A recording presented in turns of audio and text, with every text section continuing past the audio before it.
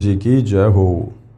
परम पिता परमात्मा सारी सृष्टि के रचनहार कुल मालिक असंख्य ब्रह्मांडों के स्वामी जगत गुरु तीनों लोकों में प्रवेश करके सबका धारण पोषण करने वाले राजाधिराज आत्माधार नाथों के नाथ देवों के देव महादेव सर्वेश्वर महेश्वर मृत्युंजय अजरो अमर आदि अनादि सनातनी प्रभु जगत पिता जगदीश्वर श्री श्री 1008 की उपाधि के वास्तविक अधिकारी अकाल मूर्त शब्द स्वरूपी राम वासुदेव सर्वगतम ब्रह्म परम पूज्य प्रथम पूज्य परम संत परम पुरुष परम धनी परम दयालु सत्य कबीर हक्का कबीर अल्लाहु कबीर अल्लाहु अकबर बाखबर अल्लाह ताला जगत के तारणहार जगत के मुक्तिदाता जगत के जगन्नाथ हारे के सहारे हिंदुओं के राम मुसलमानों के अल्लाह सिखों के वाहिगुरु ईसाइयों के मसीह दया के सागर दया निधि करुणा के सागर करुणा निधि स्वयंभू परिभू संकट मोचन कष्ट हरण मंगल करण दुख भंजन अविगत कबीर निर्विकार निर्विषम परमात्मा अलय अलेख सतगुरु आदि अनादि सतगुरु असली मर्यादा पुरुषोत्तम असली राम असली कृष्ण असली घनश्याम असली मुरारी राजाओं के राजा महाराजाओं के महाराजा शहनशाहों के शहनशाह सम्राटों के सम्राट भगवानों के भगवान अल्लाहों के अल्लाह प्रभुओं के प्रभु मसीहाओं के मसीह सच्चे वाहिगुरु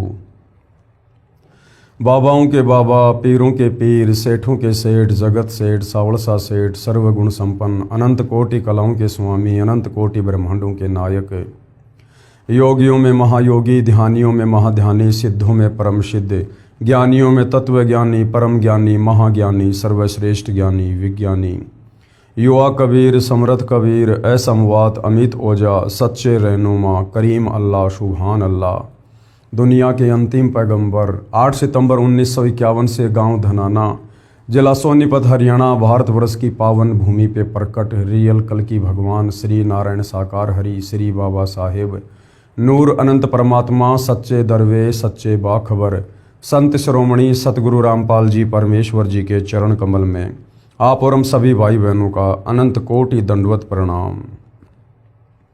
सत्साई भाई और बहनों, बहुत बड़ी दया बहुत बड़ी मेहर पूज्य गुरुदेव भगवान की परमेश्वर रामपाल जी की जिनके शुभ आशीर्वाद से विशेष आशीर्वाद से उन्हीं के सत्संगों के ऊपर बनी पवित्र पुस्तक कबीर बड़ा या कृष्ण इसके ऊपर वीडियो बनाने की श्रृंखला जारी है। इसी श्रृंखला में आज हमारा ये 13वें नंबर का वीडियो है।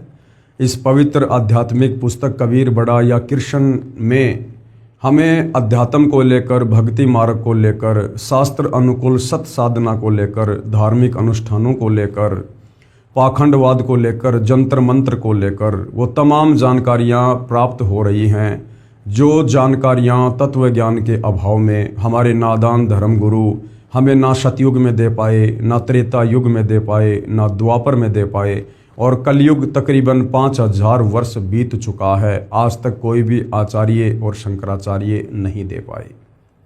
अब दया हुई है सर्व ब्रह्मांडों के रचयिता परम अक्षर ब्रह्म सत्य पुरुष शब्द स्वरूपी राम कबीर परमेश्वर जी की, जो स्वयं इस घोर कलयुग में इस कलयुग की पिछली पीढ़ी में भक्ति युग में 8 सितंबर 1951 के दिन सतलोक से चलकर गति करके सशरीर आप और हम सब की चरम दृष्टि को धोखा देते हुए काल को धोखा देते हुए 8 सितंबर 1951 के दिन गांव धनाना जिला सोनीपत हरियाणा में लीलामय रूप से प्रकट हुए हैं। आज हम सब के समक्ष प्रत्यक्ष हैं, विद्यमान हैं। तो भाई और बहनों, अब ये भक्ति युग शुरू हो चुका है।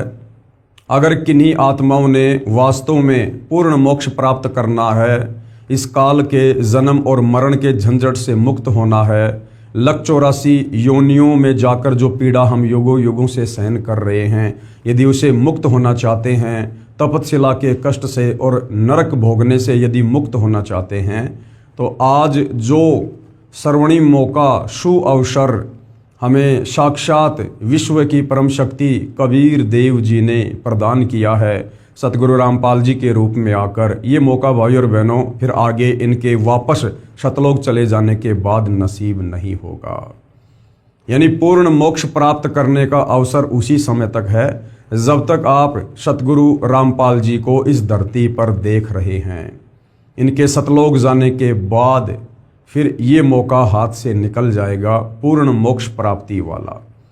हाँ, इनके द्वारा जो भक्ति यहाँ पर हमें दी जा चुकी है, इस भक्ति को करने से, इन मंत्रों का जाप करने से, इन धार्मिक यज्ञों को करने से हम यहाँ पर धनी बन जाएंगे, खुशहाल हो जाएंगे, हमारे बिगड़े हुए कार्य भी बनेंगे और शरीर छूटने के बाद अगले जन्मों में हम देवता भी बन जाएंगे। फिर कभी मनुष्य जन्म मिला तो राजा महाराजा भी मिल जाएंगे, परंतु पूर्ण मोक्ष प्राप्त करने से वंचित रह जाएंगे।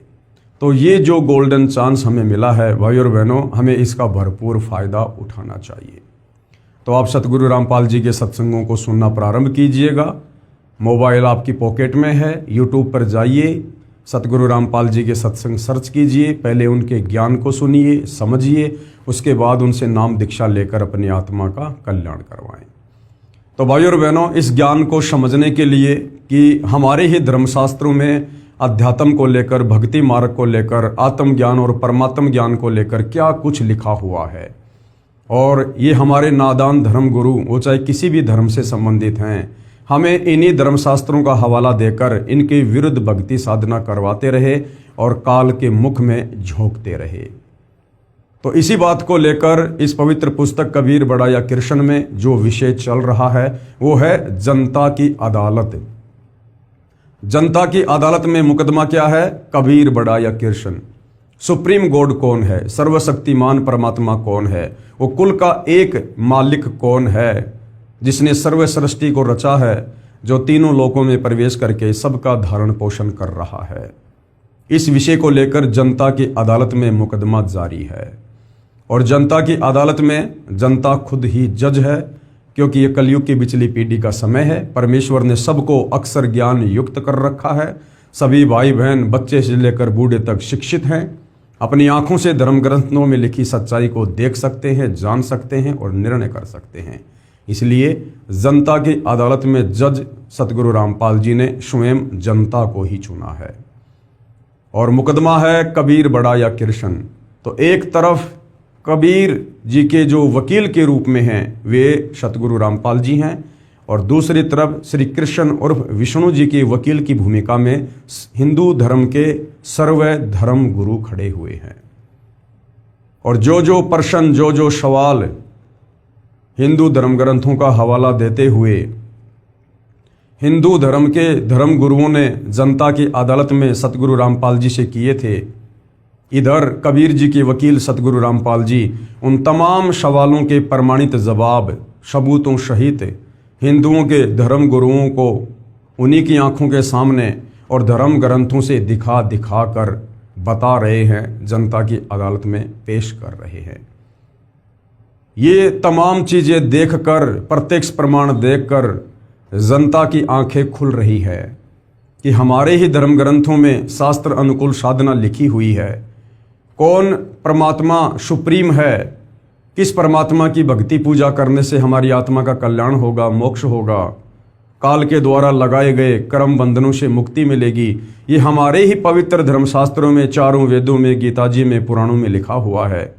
परंतु हमारे नादान धर्म गुरु तत्व ज्ञान के अभाव में हमें निष्कर्ष निकाल कर नहीं दे पाए। तो अब जनता अपनी आंखों से प्रत्यक्ष प्रमाण देखकर सत्य को स्वीकार कर रही है और अध्यात्म को जानने में रुचि दिखा रही है। और उसी रुचि के तहत जनता की अदालत में जनता के द्वारा कबीर जी के वकील सतगुरु रामपाल जी से कुछ प्रश्न किए जा रहे हैं और सतगुरु रामपाल जी प्रत्येक प्रश्न का शास्त्र प्रमाणित जवाब दे रहे हैं। आज जनता की अदालत में जनता कबीर जी के वकील सतगुरु रामपाल जी से क्या प्रश्न पूछ रही है? प्रश्न नंबर 10, आप पूर्ण मोक्ष किसे मानते हैं? जनता का सवाल है सतगुरु रामपाल जी से कि आप पूर्ण मुक्ति, पूर्ण मोक्ष किसे मानते हैं?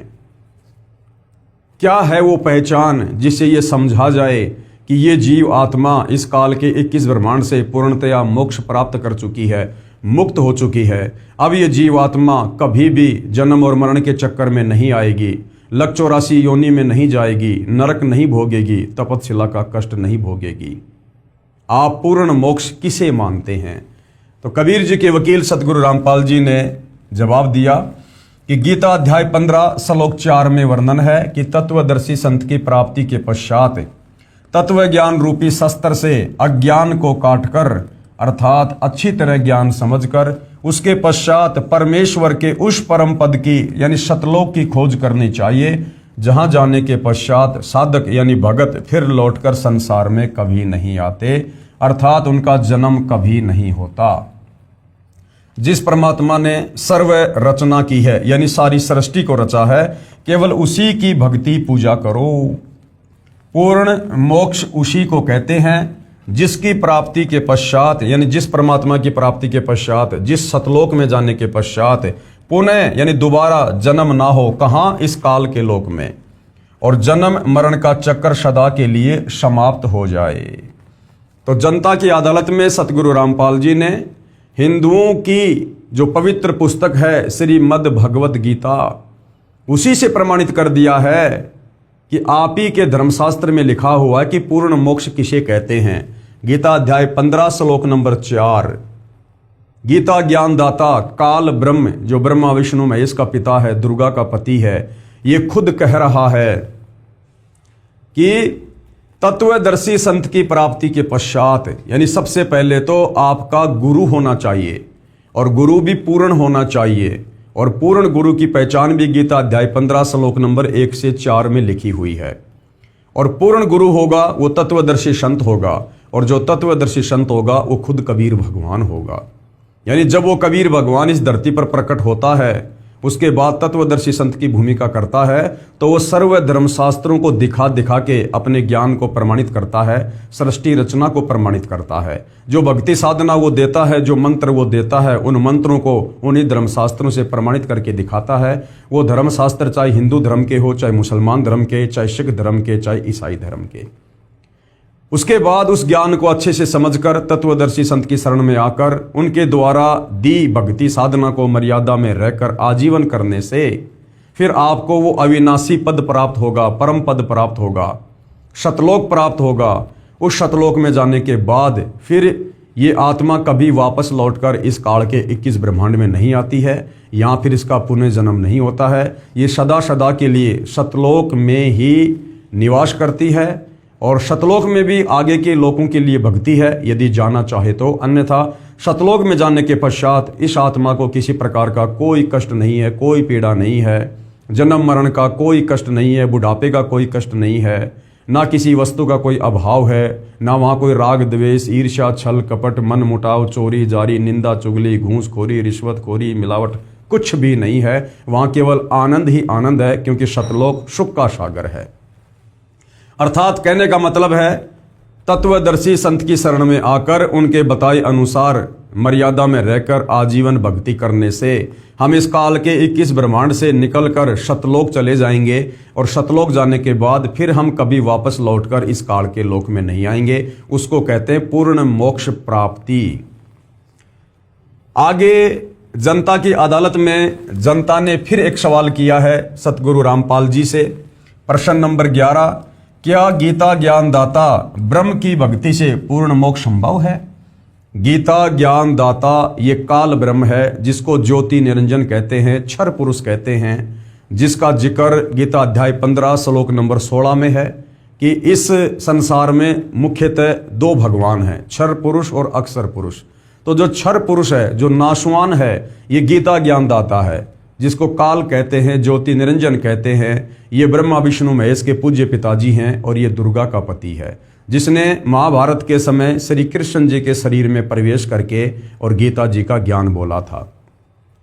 तो इस गीता ज्ञानदाता काल ब्रह्म के विषय में जनता की अदालत में जनता पूछ रही है कबीर जी के वकील सतगुरु रामपाल जी से, क्या गीता ज्ञानदाता इस ब्रह्म की भक्ति से पूर्ण मोक्ष संभव है? तो उत्तर सतगुरु रामपाल जी दे रहे हैं कि बिल्कुल भी नहीं है। मोक्ष तो मिलेगा, लेकिन कहां तक का मिलेगा?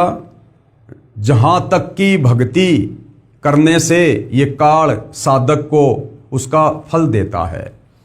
यानी ब्रह्म की भक्ति करने से साधक ब्रह्म लोक में जाएगा। ब्रह्म की भक्ति यानी काल की भक्ति गीता अध्याय 8 श्लोक नंबर 13 में वर्णित है कि ओम इति एक अक्षर ब्रह्म व्यवहारण माम अनुस्मरण ये पर्याति तजन देहम सयाति परमाम गतम। कि अर्जुन, मुझ ब्रह्म की साधना का एक ओम मंत्र है, और जो इस ओम मंत्र का अंतिम श्वास तक, शरीर छूटने तक जाप करता है, वो मुझ ब्रह्म की परम गति को प्राप्त होता है। और इस ब्रह्म की परम गति क्या है? गीता अध्याय 8 श्लोक नंबर 16, ये ब्रह्म लोक में रहता है। और ब्रह्म लोक में गया हुआ साधक भी वापस लौटकर जन्म और मरण में आता है, लक 84 योनि में जाता है। अर्थात गीता ज्ञानदाता ब्रह्म की साधना करने से साधक ब्रह्म लोक में जाएगा, जो कि इसकी परम गति है, जो अंतिम मुक्ति है इस काल लोक की। और उस अंतिम मुक्ति को भोग कर अपने पुण्य खर्च करके ब्रह्म लोक से भी साधक वापस जन्म मरण में आएगा। अर्थात काल की साधना से, ब्रह्म की साधना से भी पूर्ण मुक्ति नहीं है। क्या गीता ज्ञानदाता ब्रह्म की भक्ति से पूर्ण मोक्ष संभव है? उत्तर है नहीं। जनता की अदालत में जनता ने फिर सवाल किया। गीता अध्याय 8 श्लोक नंबर 16 में प्रमाण है कि गीता ज्ञानदाता ने, यानी इस काल ब्रह्म ने कहा है कि हे अर्जुन, मुझे प्राप्त होकर पुनर्जन्म नहीं होता। आप कैसे कहते हैं कि ब्रह्म भक्ति से पूर्ण मोक्ष संभव नहीं है? अब उत्तर दे रहे हैं कबीर जी के वकील सतगुरु रामपाल जी।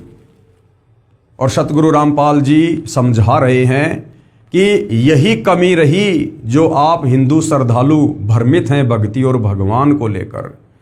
तत्व ज्ञान के अभाव में हमारे धर्म गुरुओं ने, गीता के अनुवादकों ने गीता जी के श्लोकों के अर्थों का अनर्थ कर दिया, क्योंकि ये ब्रह्म से ऊपर किसी को परमात्मा नहीं जानते थे, नहीं मानते थे। और जहां जहां इस ब्रह्म ने अपने से अन्य उस परमेश्वर की, सुप्रीम गॉड की, परम अक्षर ब्रह्म की शरण में जाने को कहा है, वहां वहां इन गीता अनुवादकों की बुद्धि स्लिप हो गई। इन्होंने सोचा कि ब्रह्म से ऊपर तो कोई परमात्मा है ही नहीं, फिर ये ब्रह्म अपने से अन्य किसी और की शरण में जाने को क्यों कह रहा है। तो घुमा फिराकर इन्होंने अर्थों का अनर्थ करके और इस ब्रह्म के ऊपर ही टोपी पहना दी कि वो खुद अपने लिए ही कह रहा है। तो सतगुरु रामपाल जी अब इस गीता अध्याय 8 श्लोक नंबर 16 का आपको सही से अनुवाद करके बताएंगे, समझाएंगे, और आपको श्री मद देवी भागवत यानी महापुराण, देवी पुराण से आपको प्रमाणित करके बताएंगे कि ब्रह्म साधना से जन्म और मरण है या नहीं है, ब्रह्म साधना से जीव मुक्त होता है या नहीं होता है। तो जनता ने सवाल किया, गीता अध्याय 8 श्लोक 16 में प्रमाण है कि गीता ज्ञानदाता ने कहा है कि हे अर्जुन, मुझे प्राप्त होकर यानी मेरे ब्रह्मलोक में जाकर पुनर्जन्म नहीं होता। आप कैसे कहते हैं कि ब्रह्म भक्ति से पूर्ण मोक्ष संभव नहीं है? तो उत्तर दिया है सतगुरु रामपाल जी ने। श्री देवी महापुराण सचित्र मोटा टाइप केवल हिंदी, और ये गीता प्रेस गोरखपुर से प्रकाशित है। इसके 7वें स्कंद के अध्याय 36 में प्रमाण है कि श्री देवी ने राजा हिमालय को उपदेश देते हुए, ये राजा हिमालय ये कोई हिमालय पहाड़ नहीं है, ये हिमालय नाम का राजा देवी दुर्गा का परम भगत था। राजा हिमालय को उपदेश देते हुए कहा है कि हे राजन, अन्य सब बातों को छोड़कर, मेरी भक्ति भी छोड़कर केवल एक ओम नाम का जाप कर। राजा हिमालय ने कहा कि हे देवी, हे माता, मुझे मोक्ष चाहिए, क्योंकि राजा के पास में धन बहुत होता है, लेकिन उस धन से भी उसको संतुष्टि नहीं होती है। तो राजा हिमालय ने, जो कि देवी का पुजारी था, उसने कहा कि माता, मुझे वो विधि बताओ जिससे मेरा पूर्ण मोक्ष हो जाए। तो दुर्गा ने क्या कहा कि अन्य सब बातों को छोड़कर, यानी और सारी पूजा पाठ को छोड़कर, ये देवी देवता, भैरव भूत, हनुमान, ब्रह्मा विष्णु महेश, यहां तक कि देवी दुर्गा राजा हिमालय को कह रही कि मेरी भक्ति भी छोड़ दे, और सब बातों को छोड़कर, यानी और सब की पूजा छोड़कर, अन्य सब बातों को छोड़कर, मेरी भक्ति भी छोड़कर केवल एक ओम नाम का जाप कर। ब्रह्म प्राप्ति का यही एक मंत्र है, क्योंकि ओम ये ब्रह्म का मंत्र है। इससे संसार के उस पार जो ब्रह्म है उसको पा जाओगे, यानी तुम काल को प्राप्त हो जाओगे, तुम्हारा कल्याण हो। वह ब्रह्म यानी वो काल ब्रह्म लोक रूपी दिव्य आकाश में रहता है, यानी 21 ब्रह्मांड में सबसे ऊपर रहता है। पेश है श्री देवी भागवत यानी देवी पुराण के 7वें स्कंद के अध्याय 36 से संबंधित प्रकरण की फोटोकॉपी। तो जनता की अदालत में सतगुरु रामपाल जी के द्वारा अब जनता के सामने श्री देवी महापुराण का 7वें स्कंद का ये जो पृष्ठ है ये दिखाया जा रहा है, ताकि भगत समाज को, हिंदू समाज को विश्वास हो कि वास्तव में जो ब्रह्म साधना है, चारों वेद और गीता जी में जो सर्वश्रेष्ठ साधना है ब्रह्म साधना, इस ब्रह्म साधना को करने से भी साधक जन्म और मरण में ही रहता है। देवी के द्वारा हिमालय को ज्ञान उपदेश और ब्रह्म स्वरूप का वर्णन। अब ये देवी दुर्गा क्या कह रही है? श्री देवी जी कहने लगी, हे पर्वतराज, इस प्रकार योग युक्त होकर मुझ ब्रह्म स्वरूपा देवी का ध्यान करो, और ये ध्यान आसन पर भली भांति बैठकर अहेतुकी भक्ति के साथ करना चाहिए। पहले तो देवी दुर्गा राजा हिमालय को अपनी भक्ति साधना के विषय में बता रही है कि यदि मुझ देवी को प्रसन्न करना है, मेरे स्तर का लाभ प्राप्त करना है, तो किस प्रकार से मेरी भक्ति करनी चाहिए। लेकिन हिमालय ने कहा कि मुझे तो पूर्ण मोक्ष चाहिए, जन्म और मरण से छुटकारा चाहिए। उसके बाद देवी ने फिर उसको ब्रह्म भक्ति के बारे में बताया। उस ब्रह्म का क्या स्वरूप है, यानी उस काल का क्या स्वरूप है, यह बतलाया जाता है। जो प्रकाश स्वरूप सबके अत्यंत समीप में स्थित हृदय रूप गुहा में स्थित होने के कारण गुहाचर नाम से प्रसिद्ध और महान पद अर्थात परम प्राप्य है। जितने भी चेष्टा करने वाले, श्वास लेने वाले, आंखों को खोलने मूंदने वाले प्राणी हैं, सब उस ब्रह्म में ही समर्पित हैं, उसी में स्थित हैं। सत असत सब कुछ वही है, वही सबके द्वारा वर्ण करने योग्य सर्वोत्कृष्ट है। वह समस्त प्रजा के ज्ञान से परे है कि उस ब्रह्म के बारे में 21 ब्रह्मांड का कोई भी प्राणी नहीं जानता है कि वो ब्रह्म कौन है, कैसा दिखाई देता है। तो दुर्गा कह रही है वह समस्त प्रजा यानी 21 ब्रह्मांड में जितने भी प्राणी हैं उन सब के ज्ञान यानी उन सब की बुद्धि से परे है, अर्थात किसी की बुद्धि में आने वाला नहीं है, क्योंकि वो गुप्त रहता है, साकार है लेकिन अपने आप को निराकार साबित करवा रखा है, उसको श्राप लगा हुआ है, इसलिए वो अपने ओरिजिनल ब्रह्म रूप में, काल रूप में किसी को दर्शन नहीं देता। यह तुम जानो जो परम प्रकाश रूप है, जो सूक्ष्म से भी अत्यंत सूक्ष्म है, जिसमें संपूर्ण लोक और उन लोकों में निवास करने वाले प्राणी स्थित हैं, वही यह अक्षर ब्रह्म है। अब जानकारी देनी चाहिए ब्रह्म की, लेकिन बीच बीच में दुर्गा कह रही है अक्षर ब्रह्म है। अरे गीता अध्याय 15 श्लोक 16, ये दो अलग अलग भगवान है, क्षर पुरुष और अक्षर पुरुष।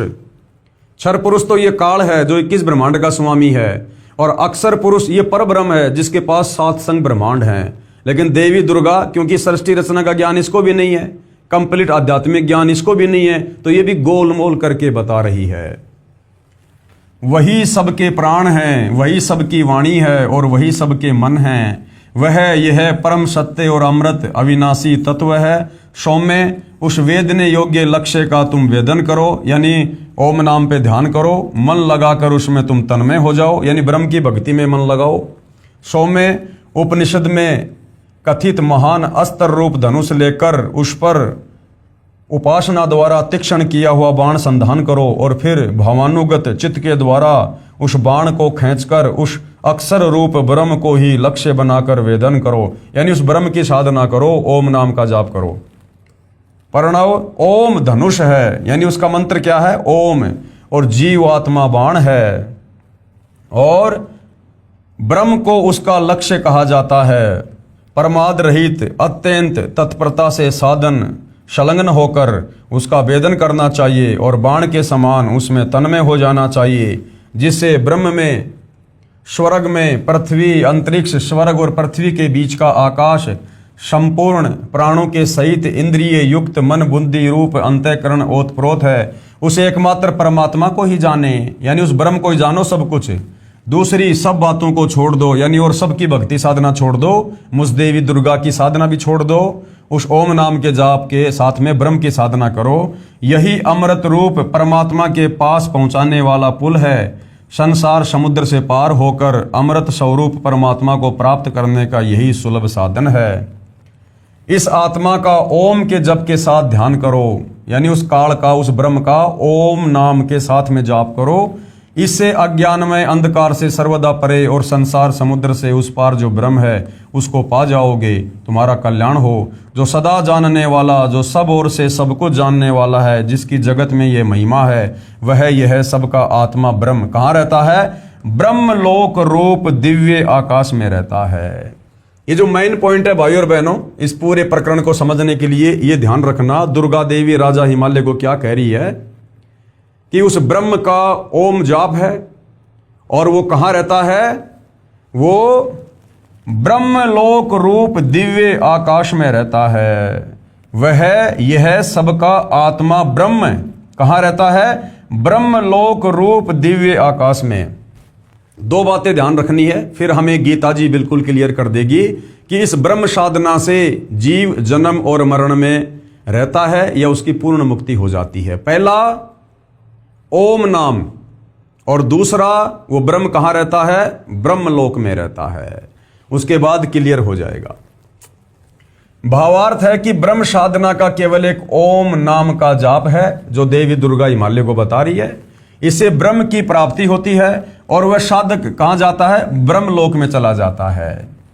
इसी गीता अध्याय 8 श्लोक 16 में अब क्या कहा है, ध्यान से सुनिएगा, समझ में आ जाएगा। इसी गीता अध्याय 8 श्लोक 16 में कहा है कि ब्रह्मलोक सहित सर्वलोक पुनरावर्ती में है। ब्रह्मलोक से लेकर, ब्रह्मलोक 21 ब्रह्मांड का सबसे ऊपर का लोक है और बाकी लोक सब नीचे हैं, ब्रह्मा विष्णु महेश के, देवी दुर्गा के, देवताओं के। तो क्या कहा जाता है गीता अध्याय 8 श्लोक नंबर 16 में कि ब्रह्मलोक पर्यंत, यानी उस ब्रह्मलोक से लेकर और जितने भी लोक हैं 21 ब्रह्मांड में, ये सब पुनरावर्ती में है, अर्थात जन्म और मरण में है। पुनरावर्ती का मतलब है जिसको प्राप्त होके पुनः वापस जन्म और मरण में आना पड़े।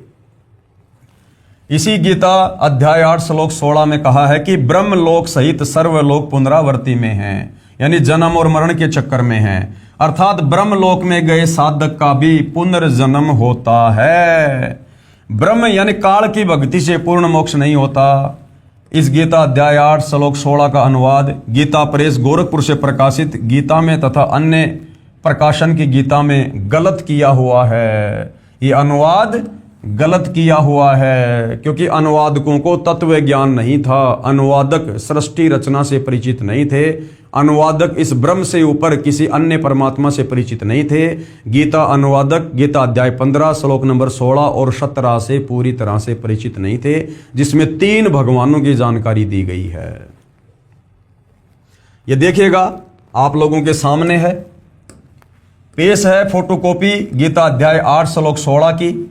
गीता प्रेस गोरखपुर से प्रकाशित है और क्या समझाया जा रहा है ये श्लोक आप जियों के सामने है भाई और बहनों। ये पुनरावर्ती शब्द साफ साफ लिखा हुआ है। आ ब्रह्म भुवनात् लोका पुनरावर्तिन अर्जुन माम उपेते तू कौनते पुनर्जन्म न विद्यते। जो ये नहीं जानते कि मुझ ब्रह्म को प्राप्त होकर भी जन्म और मरण में आना पड़ता है। हे अर्जुन, अब ये तो गीता अनुवादकों ने अनुवाद किया है जो गलत है, सही नहीं है। इन्होंने ब्रह्म के ऊपर ही टोपी पहना दी, ब्रह्म को ही सर्वश्रेष्ठ भगवान साबित कर दिया कि ब्रह्म की प्राप्ति होने के बाद में फिर जन्म और मरण में साधक नहीं आता। जबकि वास्तव में श्लोक क्या कह रहा है, मूल संस्कृत हमें क्या समझा रही है। देखो, मूल संस्कृत में कोई चेंजमेंट नहीं कर सकता, अनुवाद अपने अपने तरीके से कर सकते हैं। तो मूल संस्कृत का अनुवाद कि ये गीता अध्याय 8 श्लोक 16 वास्तव में कह क्या रहा है, वो फिर सतगुरु रामपाल जी ने समझाया है आगे। तो ये गीता अनुवादकों के द्वारा किया गया अर्थ है जो गलत है। हे अर्जुन, ब्रह्मलोक पर्यंत सब लोक पुनरावर्ती में है, यानी ब्रह्मलोक से लेकर नीचे के सभी लोग पुनरावर्ती में हैं, जन्म और मरण में है, उत्पत्ति और प्रलय में है।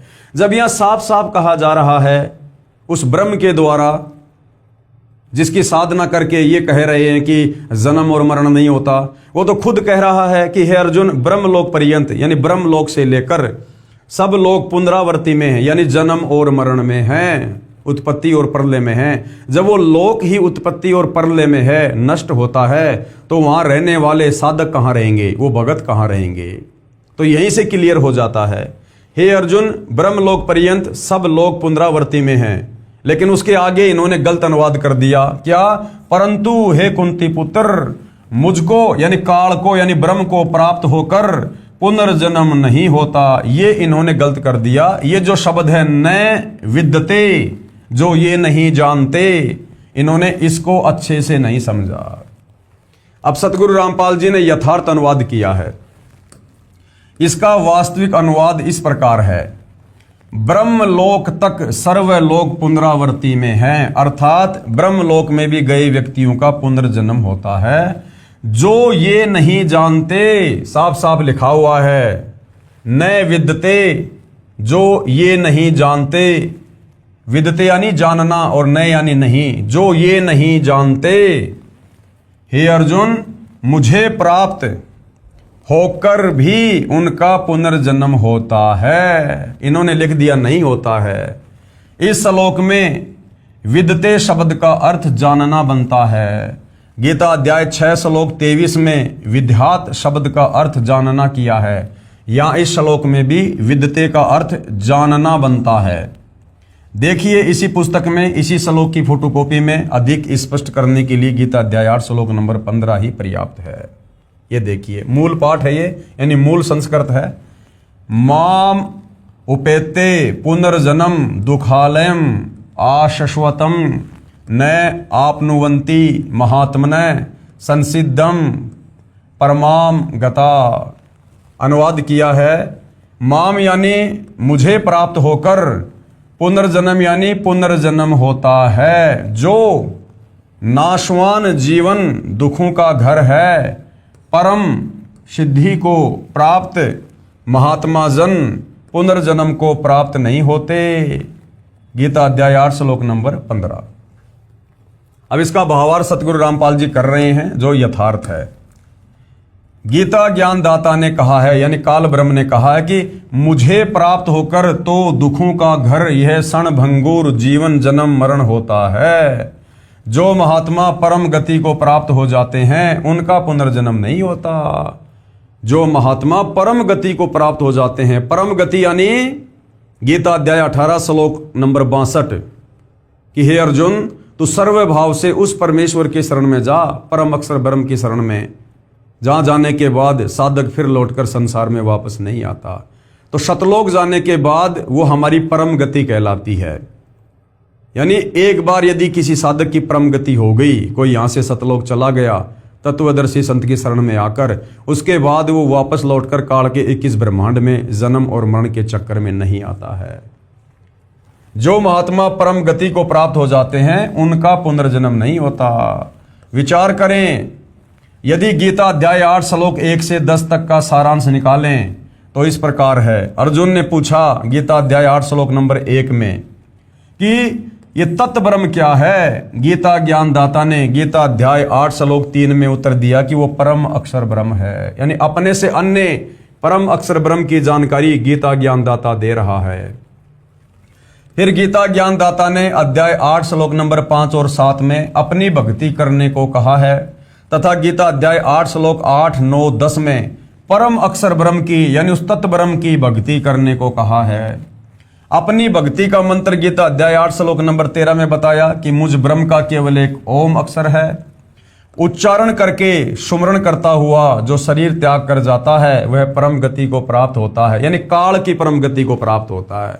और काल की परम गति है ब्रह्मलोक, और ब्रह्मलोक पर्यंत सर्वलोक पुनरावृत्ति में जन्म और मरण में है। तो काल की परम गति भी घटिया है। पूर्व में श्री देवी पुराण से सिद्ध कर आए हैं कि ओम का जाप करके ब्रह्मलोक प्राप्त होता है। गीता अध्याय 8 श्लोक 16 में स्पष्ट है कि ब्रह्मलोक में गए साधक का भी पुनर्जन्म होता है। इसलिए गीता अध्याय 8 श्लोक 13 में ओम नाम के जाप से होने वाली परम गति का वर्णन है। परंतु गीता अध्याय 8 श्लोक 8, 9, 10 में जिस सच्चिदानंद घन ब्रह्म अर्थात परम दिव्य पुरुष की भक्ति करने को कहा है उसका मंत्र गीता अध्याय 17 श्लोक नंबर 23 में लिखा है। यानी इस ब्रह्म ने अपनी भक्ति का मंत्र तो गीता अध्याय 8 श्लोक नंबर 13 में लिख दिया ओम, और जो अपने से अन्य जिस परम अक्षर ब्रह्म जिस तत्व ब्रह्म की इसने जानकारी दी है गीता अध्याय 8 श्लोक नंबर 3 में, उसकी भक्ति का मंत्र गीता अध्याय 17 श्लोक नंबर 23 में है। क्या? ओम तत् सत इति निर्देशय ब्रह्मणे त्रिविध समर्थ। यानी पूर्ण परमात्मा की भक्ति का ये 3 नाम का जाप है, जो 3 विधि से जाप किया जाता है। ब्राह्मणा तेन वेद्या च यज्ञा च विहिता पुरा। और सृष्टि की शुरुआत में जो विद्वान लोग थे वो इसी प्रकार से भक्ति किया करते थे। अनुवाद: सच्चिदानंद घन ब्रह्म यानी कबीर परमेश्वर परम अक्षर ब्रह्म की भक्ति का मंत्र ओम तत् सत है। ये ओम तो सीधा सीधा काल का है और ये तत् और सत ये सांकेतिक है, जो तत्वदर्शी संत ही बताएगा। ओम मंत्र ब्रह्म यानी क्षर पुरुष का है, इस काल का है। तत् ये सांकेतिक है, जो अक्षर पुरुष का है, जिसके साथ संग ब्रह्मांड है। और सत मंत्र भी सांकेतिक मंत्र है, जो परम अक्षर ब्रह्म का है, यानी कबीर देव का है। इन तीनों मंत्रों के जाप से वह परम गति प्राप्त होगी, जो गीता अध्याय 15 श्लोक 4 में कही गई है कि जहां जाने के पश्चात साधक फिर लौटकर संसार में कभी नहीं आते। यदि गीता अध्याय 8 श्लोक 16 का ये अर्थ सही माने कि मुझे प्राप्त होने वाला यानी ब्रह्म को प्राप्त होने वाला पुनर्जन्म में नहीं आता, तो गीता अध्याय 2 श्लोक 12, गीता अध्याय 4 श्लोक 5 और गीता अध्याय 10 श्लोक 2 गलत साबित हो जाएंगे, जिसमें खुद ये ब्रह्म कह रहा है कि मेरा तो जन्म होता है, मेरी तो मृत्यु होती है। हे अर्जुन, तू नहीं जानता, मैं जानता हूं। तेरे भी कई जन्म हो चुके हैं, मेरे भी हो चुके हैं, आगे भी होंगे। अगर गीता अध्याय 8 श्लोक नंबर 16 का जो अनुवाद हमारे तत्व ज्ञानहीन गीता अनुवादकों ने और धर्मगुरुओं ने किया है कि ये ब्रह्म कह रहा है कि मुझे प्राप्त होकर फिर साधक जन्म और मरण में नहीं आता, तो फिर गीता अध्याय 2 श्लोक नंबर 12, गीता अध्याय 4 श्लोक नंबर 5 और 9, गीता अध्याय 10 श्लोक 2 ये फिर गलत साबित हो जाएंगे, जिसमें खुद ये ब्रह्म पहले कह चुका है कि मेरे और तेरे बहुत जन्म हो चुके हैं, तू नहीं जानता, मैं जानता हूं। अर्थात यहां पर ये क्लियर हो जाता है कि गीता ज्ञानदाता ब्रह्म है, ओम इसका मंत्र है, ये ब्रह्म लोक में रहता है और ब्रह्म लोक पर्यंत सर्वलोक पुनरावर्ती में जन्म और मरण में, प्रलय और उत्पत्ति में है। अर्थात इस ब्रह्म साधना से परम गति नहीं है, पूर्ण मोक्ष नहीं है, जन्म मरण का रोग समाप्त नहीं होता।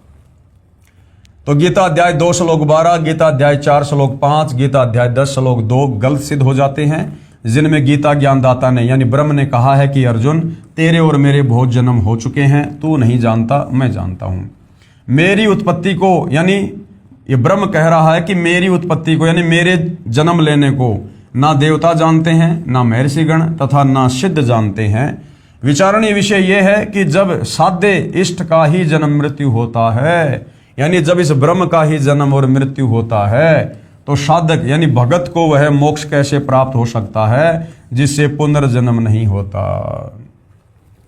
तो भाइयों और बहनों, आज से पहले हमारे को गीता जी का गलत ज्ञान दिया गया था, यथार्थ ज्ञान नहीं दिया गया था, जिस कारण से हम इन्हीं देवी देवताओं की भक्ति में ब्रह्म साधना में उलझ पुलझ लगे रहे।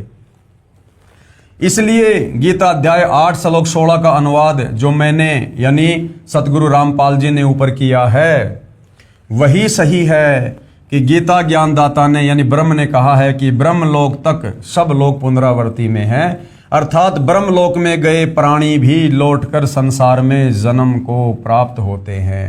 यानी काल की इस ब्रह्म की जो परम गति है, इसकी भक्ति की जो सर्वश्रेष्ठ उपलब्धि है वो है ब्रह्मलोक यानी महास्वर्ग। और गीता अध्याय 8 श्लोक 16 में इस ब्रह्म ने क्लियर कर दिया कि ब्रह्मलोक पर्यंत सर्वलोक पुनरावर्ती में है, अर्थात ब्रह्म साधना से भी परम गति नहीं होती, जन्म मरण का रोग समाप्त नहीं होता। जो ये नहीं जानते वे मेरी भक्ति करके भी पुनर्जन्म को प्राप्त होते हैं। जो साधक ये नहीं जानते कि मैं ब्रह्म हूं, मैं ब्रह्म लोक में रहता हूं और मेरे लोक में जाने के बाद भी जन्म और मरण होता है, जो ये नहीं जानते वो जन्म और मरण में ही रहते हैं। इसलिए तो गीता ज्ञानदाता ने यानी इस काल ब्रह्म ने अध्याय 18 श्लोक 62 में कहा है, अध्याय 18 श्लोक 62 में, क्योंकि इसका खुद का जन्म मरण, इसके साधकों का जन्म मरण, ब्रह्मलोक में गया हुआ प्राणी फिर जन्म मरण में, इसीलिए तो इसने अपने से अन्य उस परम अक्षर ब्रह्म तत्व ब्रह्म के विषय में कहा है गीता अध्याय 18 श्लोक 62 में। इसलिए तो गीता ज्ञानदाता ने अध्याय 18 श्लोक 62 में कहा है कि हे अर्जुन, तू सर्व भाव से उस परमेश्वर की शरण में जा। सर्व भाव से उस परमेश्वर की शरण में जा। अपने से अन्य किसी और परमात्मा की ओर इशारा कर रहा है। अगर ये खुद ही सर्वेश्वर होता, महेश्वर होता, अगर ये अविनाशी होता, अजन्मा होता, और यदि इसी की भक्ति से परम गति प्राप्त होनी होती, तो अपने से अन्य उस परम अक्षर ब्रह्म सर्वश्रेष्ठ परमात्मा की शरण में जाने के लिए अर्जुन को भला क्यों कहेगा। इसीलिए तो गीता ज्ञानदाता ने यानी ब्रह्म ने अध्याय 18 श्लोक 62 में कहा है कि हे अर्जुन, तू सर्व भाव से, सर्व भाव यानी और सब भक्ति छोड़ दे, मुझ ब्रह्म साधना को भी छोड़ दे। तू सर्व भाव से उस परमेश्वर की शरण में जा। उस परमेश्वर की कृपा से ही तू परम शांति यानी परम गति तथा सनातन परम धाम अर्थात सतलोक को प्राप्त होगा। यही प्रमाण गीता अध्याय 15 श्लोक 4 में भी है कि तत्वदर्शी संत से तत्व ज्ञान प्राप्त करके उस तत्व ज्ञान रूपी शस्त्र से अज्ञान को काटकर, यानी जो तत्वदर्शी संत तुझे तत्व ज्ञान देगा, सत्संग सुनाएगा, उन सत्संगों को सुनकर मुझ काल के द्वारा 21 ब्रह्मांड में सदियों से जो अज्ञान फैलाया जा चुका है, उस अज्ञान को काटकर फिर तू सतलोक जाने की तैयारी कर। यही प्रमाण गीता अध्याय 15 श्लोक 4 में है कि तत्वदर्शी संत से तत्व ज्ञान प्राप्त करके यानी उसके सत्संग सुन के और उस तत्व ज्ञान रूपी शस्त्र से यानी भक्ति साधना से अज्ञान को काटकर, जो अज्ञान इस काल में फैला रखा है यहां पर अपने ऋषियों के द्वारा, इन गीता अनुवादकों के द्वारा, साधु संतों के द्वारा, उसके पश्चात परमेश्वर के उस परम पद की खोज करनी चाहिए जहां जाने के पश्चात साधक फिर लौटकर संसार में कभी नहीं आते। जिस परमेश्वर से यानी कबीर परमेश्वर से, परम अक्षर ब्रह्म से, तत्व ब्रह्म से, गीता ज्ञानदाता से अन्य जो परमात्मा है, जिस परमेश्वर से संसार रूपी वृक्ष की प्रवृत्ति विस्तार को प्राप्त हुई है, अर्थात जिसने सारी सृष्टि को रचा है, अर्थात जिस परमेश्वर ने संसार की रचना की है, गीता ज्ञानदाता ने कहा है कि केवल उसी की भक्ति कर, सर्व का उसी से कल्याण संभव है। तो गीता ज्ञानदाता ने तो अपने से अन्य उस परम अक्षर ब्रह्म तत् ब्रह्म कबीर देव की भक्ति करने के लिए अर्जुन को निर्देशित कर दिया है कि अगर तुझे परम गति को प्राप्त होना है, पूर्ण मोक्ष चाहिए, जन्म मरण से छुटकारा चाहिए, परम शांति चाहिए, तो तू सर्व भाव से उस परमेश्वर की शरण में चला जा, जहां जाने के बाद साधक फिर लौटकर संसार में वापस नहीं आता। और उस परम अक्षर ब्रह्म कबीर देव की भक्ति तुझे वो तत्वदर्शी संत ही बता सकता है, मुझे भी नहीं पता। इसलिए गीता अध्याय 4 श्लोक नंबर 34 में ऑप्शन दे दिया कि अगर तुझे परम शांति चाहिए तो तत्वदर्शी संत की खोज कर, उसके बताए अनुसार भक्ति कर, तब तुझे वो परम शांति प्राप्त होगी। अन्यथा मुझ ब्रह्म की भक्ति से परम गति नहीं होगी, तू सदा जन्म मरण में रहेगा। इससे प्रमाणित हुआ कि ब्रह्म की भक्ति से पूर्ण मोक्ष संभव नहीं है। यानी जो 21 ब्रह्मांड का स्वामी है, ये काल, ये ब्रह्म ज्योति निरंजन क्षर पुरुष, ब्रह्मा विष्णु महेश का पिता, दुर्गा का पति, इसकी भक्ति से पूर्ण मोक्ष नहीं है। और ये 21 ब्रह्मांड का सर्वश्रेष्ठ भगवान है। अब सोचिए फिर दुर्गा की भक्ति से मोक्ष कैसे होगा? दुर्गा तो इससे नीचे है। फिर ब्रह्मा विष्णु महेश की भक्ति से मोक्ष कैसे होगा? ब्रह्मा विष्णु महेश तो दुर्गा से भी नीचे हैं। फिर अन्य देवी देवताओं की भक्ति से मोक्ष कैसे होगा? क्योंकि अन्य देवी देवता तो ब्रह्मा विष्णु महेश से भी नीचे हैं। और फिर ये भैरव, भूत, बेताल, माई, मसाणी, सेठ, शीतला, इनकी भक्ति से मुक्ति कैसे होगी? क्योंकि ये तो देवी देवताओं से भी नीचे हैं। उसके बाद ये चौराहे पे ठेकरी रखना, पीपल की पूजा करना, जंतर मंत्र करना, श्राद्ध निकालना, फिर इनसे मुक्ति कैसे होगी? क्योंकि ये तो उन भैरव, भूत, बेताल से भी नीचे हैं। तो भाई और बहनों, इसलिए यदि 21 ब्रह्मांड से पूर्ण मुक्ति चाहिए, पूर्ण मोक्ष चाहिए, इस आत्मा को यदि हमने स्वतंत्र करवाना है, सतलोक चलना है, तो हमने उस परम अक्षर ब्रह्म कबीर देव की भक्ति करनी होगी। और वो भक्ति लेकर स्वयं वो परम अक्षर ब्रह्म कबीर देव 8 सितंबर 1951 से गांव धनाना, जिला सोनीपत, हरियाणा में प्रकट हैं। और सन 1994 से ये सतज्ञान, ये परम शांति वाली भक्ति देश और दुनिया को दे रहे हैं। और आप भी इस भक्ति का फायदा उठा सको, इसीलिए ये सर्व ज्ञान उन्होंने सत्संगों के माध्यम से और पुस्तकों के माध्यम से भगत समाज को बताना चाहा है। ये तत्व ज्ञान है, ये पांचवा वेद है। इस ज्ञान को जो समझ जाएगा और तत्वदर्शी संत की शरण ग्रहण कर लेगा, यानी सतगुरु रामपाल जी की शरण में आकर आजीवन मर्यादा में रहकर भक्ति करेगा, वही इस काल के कर्म बंधनों से 21 ब्रह्मांड से जन्म और मरण से छुटकारा प्राप्त कर सकता है। दूसरा, धरती पर, धरती के किसी भी कोने में, किसी भी धर्म में, किसी भी धर्मगुरु की शरण में आने से आप परम गति को प्राप्त नहीं कर सकते। प्रमाणित हुआ कि ब्रह्म की भक्ति से पूर्ण मोक्ष संभव नहीं है।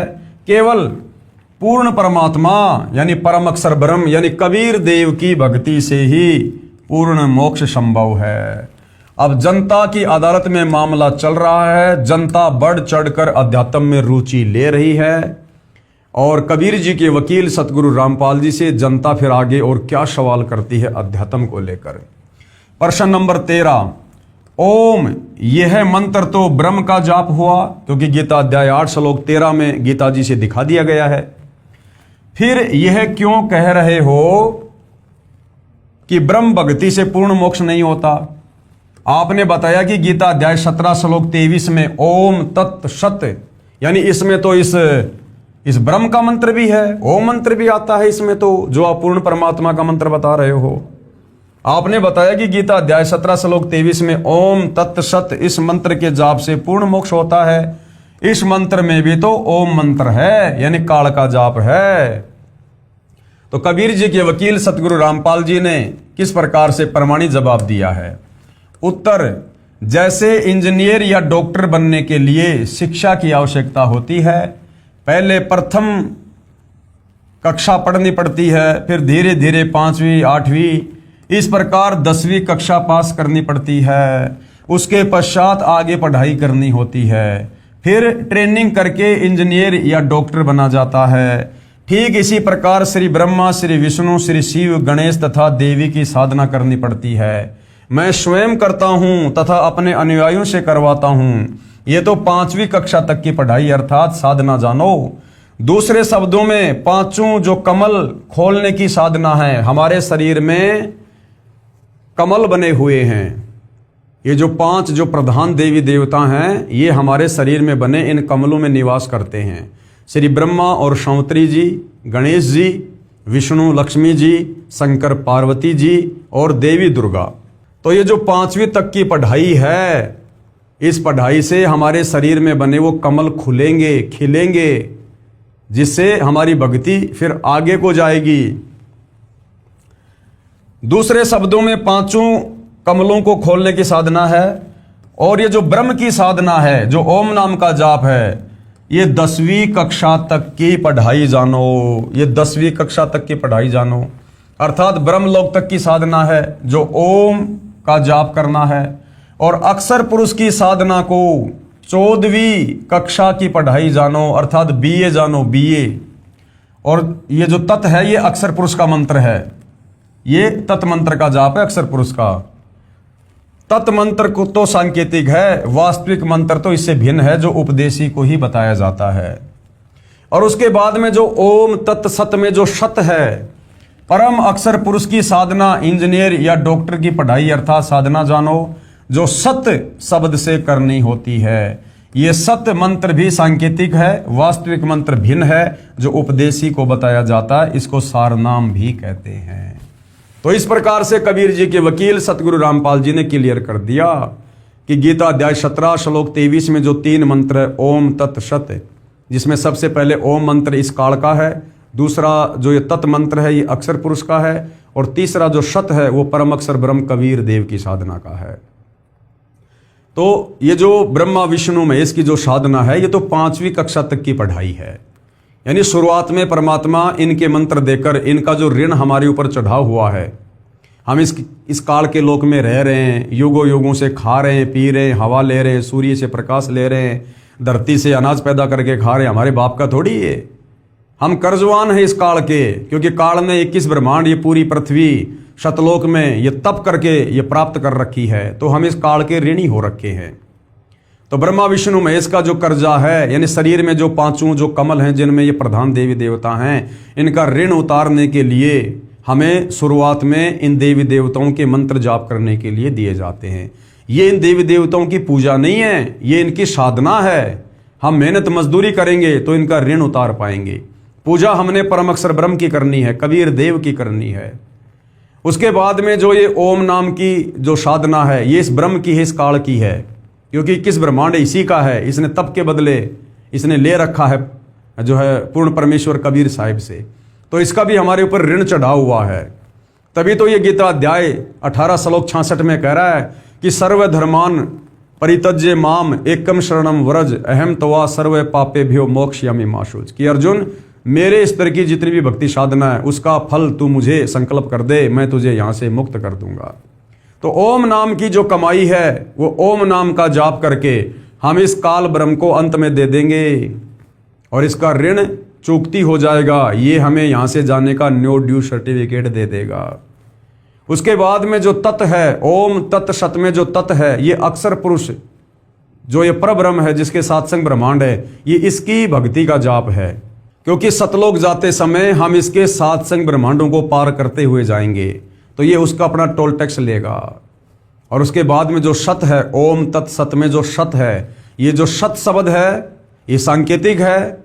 इसका वास्तविक मंत्र सतगुरु रामपाल जी के पास है, वे उपदेशी को प्रदान करते हैं। तो जो सत शब्द है उसको सार नाम कहते हैं, और उस सत शब्द की साधना से फिर हमारा सतलोक में पूर्ण वास हो जाता है। तो इस प्रकार से सतगुरु रामपाल जी ने बताया कि सार नाम के मंत्र में यानी परम अक्षर ब्रह्म की साधना में ओम मंत्र साथ में क्यों जाप किया जाता है। क्योंकि जब तक हम इस काल के लोक में रहेंगे, भक्ति साधना करेंगे, तो ओम नाम का जाप करने से इसका कोई ऋण हमारे ऊपर नहीं चढ़ेगा और अंत समय में आसानी से ये हमें यहां से बाहर जाने का रास्ता दे देगा।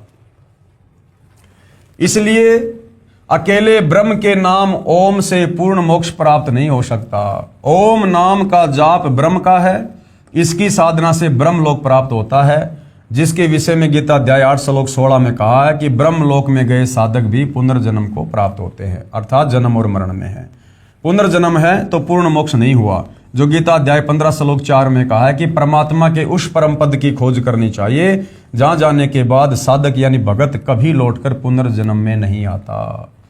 वह पूर्ण मोक्ष पूर्ण गुरु से शास्त्र अनुकूल भक्ति प्राप्त करके ही संभव है। और वर्तमान में वो पूर्ण गुरु तत्वदर्शी संत धरती पर सतगुरु रामपाल जी हैं। इनके अलावा ये गीता अध्याय 17 श्लोक 23 में जो पूर्ण ब्रह्म परमेश्वर की भक्ति का मंत्र है ओम तत्सत, इसको देने का अधिकारी गुरु नहीं है। यदि आप मनमुखी होकर इन मंत्रों का जाप करोगे तो भी आप मोक्ष प्राप्त नहीं कर पाओगे। विश्व में वर्तमान में मेरे यानी सतगुरु रामपाल जी के अतिरिक्त किसी के पास नहीं है। जो ओम तत्सत का सुमरण करते हैं वे ब्रह्मलोक में ओम नाम का प्रतिफल ही प्राप्त करते हैं। जो व्यक्ति मनमुखी रूप से गीता अध्याय 17 श्लोक 23 को पढ़कर ओम तत्सत इस प्रकार का जाप करते हैं, वो पूर्ण मोक्ष प्राप्त नहीं कर पाते। वो ओम तत्सत में केवल ओम नाम की भक्ति का ही फायदा उठा पाएंगे और ओम नाम से वो कहां जाएंगे? ब्रह्मलोक में। और ब्रह्मलोक में जाने के बाद साधक फिर लौटकर जन्म और मरण में। तो ओम तत् सत, ये तत् और सत ये सांकेतिक शब्द हैं। वास्तविक मंत्र इनके पीछे क्या हैं वो तत्वदर्शी संत ही बताएगा, यानी सतगुरु रामपाल जी ही बताते हैं। इसके सुमरण की जो कमाई है वो ब्रह्म को दे देते हैं, जिसके बदले में ये काल ब्रह्म साधक को पाप मुक्त कर देता है। अब जनता की अदालत में जनता अध्यात्म को लेकर रुचि दिखा रही है, क्योंकि कबीर जी के वकील सतगुरु रामपाल जी के द्वारा जनता की अदालत में दूसरी तरफ जो श्री कृष्ण और विष्णु जी के वकील सर्व हिंदू धर्मगुरु खड़े हुए हैं, उन सबके सामने गीता जी से ही प्रमाणित कर रहे हैं। तो जनता की रुचि अध्यात्म को लेकर बढ़ रही है और जनता आगे से आगे आत्म कल्याण की दृष्टि से प्रश्न कर रही है। तो अगला प्रश्न क्या है? प्रश्न नंबर 14, परमात्मा एक है या अनेक है और किस प्रभु की भक्ति करें? कि अब हमें यह बताओ कि भगवान एक हैं, दो हैं, तीन हैं, चार हैं? क्योंकि गीता जी में तो बहुत सारे भगवान हो गए। गीता अध्याय 15 श्लोक 16 में 2 भगवान हैं, क्षर पुरुष और अक्षर पुरुष। फिर गीता अध्याय 15 श्लोक नंबर 17 में कहा कि इनसे भी उत्तम परमेश्वर तो कोई और ही है, जो तीनों लोकों में प्रवेश करके सबका धरण पोषण करता है, वही वास्तव में अविनाशी है। तो जनता कह रही है कि हमें ये क्लियर करके बताओ कि हमारे धर्मशास्त्रों में भगवान एक हैं या अनेक हैं, और हमने किस भगवान की पूजा करनी चाहिए जिससे हमें परम गति मिले, हमें परम शांति मिले, जन्म मरण हमारा खत्म हो। तो सतगुरु रामपाल जी क्या कह रहे हैं? उत्तर, कुल का मालिक एक है और उसी की भक्ति करो।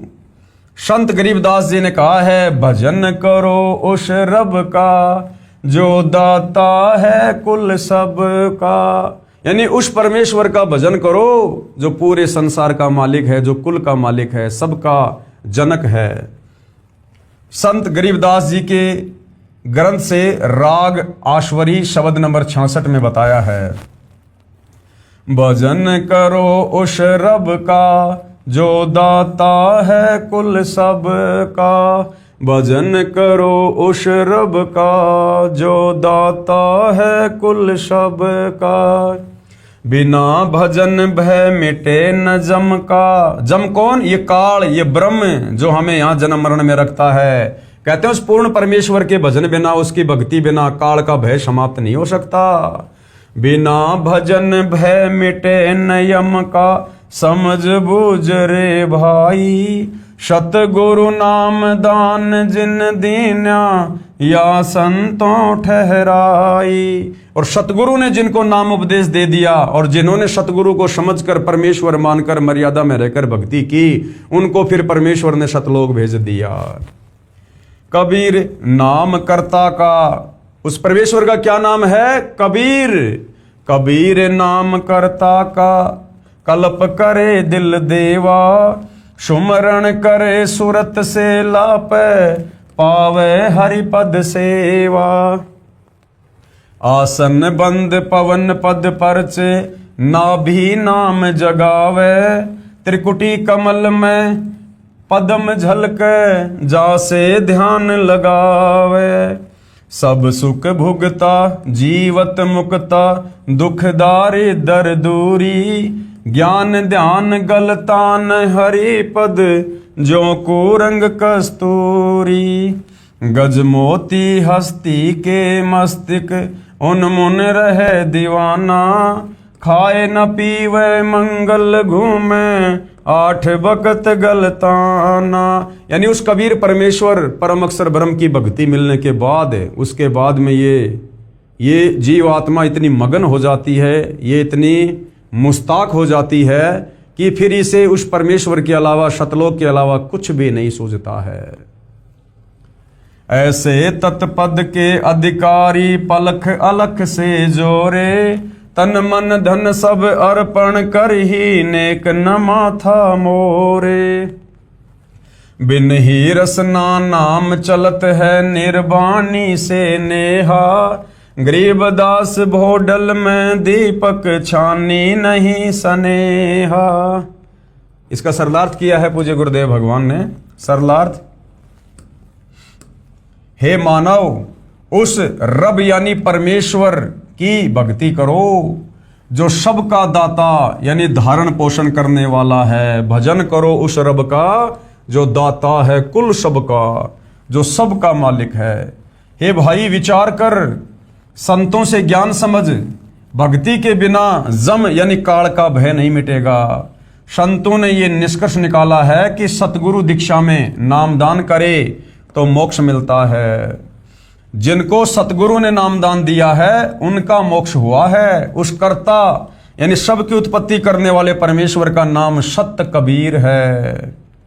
वह दिल देवा यानी हृदय में निवास करने वाला परमेश्वर है, जिसके विषय में गीता अध्याय 18 श्लोक 61 में कहा है कि परमात्मा सब प्राणियों को उनके कर्मों के अनुसार भ्रमण करवाता है, कभी मनुष्य योनि में, कभी लक 84 योनियों में, जो सबके हृदय में निवास करता है। गीता अध्याय 18 श्लोक 62 में कहा है कि हे भारत, तू सर्व भाव से उस परमेश्वर की शरण में जा। उस परमात्मा की कृपा से ही तू परम शांति को तथा सनातन परम धाम को प्राप्त होगा। वह परमेश्वर अपने भगत से दिल से प्यार करता है, उसकी कल्पना करो। सतगुरु द्वारा दिए नाम का सुमरण सुरति यानी ध्यान पूर्वक करो, यानी संसार से ध्यान हटाकर, मगन होकर, लगन लगाकर तब उस परमात्मा के परम पद यानी सतलोक स्थान को प्राप्त करेगा। नाभि तथा त्रिकुटी आदि सब कमलों को खोलने वाले मंत्रों का जाप भी सतगुरु देता है। उनका जाप करके कमलों को खोलो, इससे इस संसार के सब सुख मिलेंगे और मार्ग भी मिलेगा आगे जाने का। सतलोक जाते समय कोई बाधा नहीं आएगी, सब दुख तथा दारिद्र निर्धनता समाप्त हो जाएंगे। सुमरण में ध्यान ऐसे लगाओ जैसे कुरंग यानी जो मृग होता है, मृग कस्तूरी को ढूंढने में ध्यान लगाता है, उसके लिए वो तड़फ जाता है, एक पल भी उसकी गंध बिना नहीं रह सकता। जैसे हाथी के मस्तिष्क के ऊपर की खाल में मोती बन जाता है, जिसके प्रभाव से हाथी मस्त रहता है, उसी में ध्यान रखता है। यानी सारनाम मिलने के बाद भगत की रुचि संसार में नहीं बननी चाहिए, किसी राजनीति में या झूठा भाईचारा निभाने में, लोगों के पास ज़्यादा उठने बैठने में, जबरदस्ती रिश्तेदारियां निभाने में, फालतू की बातों में, काम धंधे को आगे से आगे बढ़ाने में। ये भगत की रुचि नहीं होनी चाहिए यदि वास्तव में उसे परमात्मा चाहिए तो। जो तत्पद उस खास अमर स्थान के अधिकारी हैं वे ऐसे साधना करते हैं, परमात्मा से दोस्ती करते हैं और तन मन धन समर्पित कर देते हैं। नेक न माथा मोर यानी कभी भी तन मन धन देने से आनाकानी नहीं करते। उन भक्तों का नाम बिना यानी रसना यानी जीव के श्वास द्वारा चलता है। संत गरीबदास जी ने कहा है कि उनकी भक्ति का प्रभाव छुपा नहीं रहता। जैसे दीपक को मोमी कागज यानी पॉलीथीन से छुपाया जाए तो उसके जो प्रकाश की जो वो झलक है वो अवश्य दिखाई देती है। यानी जिस भगत को सच्चा नाम सार नाम मिल जाता है और जो भगत जो मर्यादा है गुरुदेव की नाम जाप के साथ में, किस प्रकार सुरती लगाकर ध्यान लगाकर मगन होकर संसार से पीछे हटकर उसका जाप करना होता है मोक्ष प्राप्ति के लिए, उसके बाद कहते हैं उस भगत की अलग ही पहचान हो जाती है।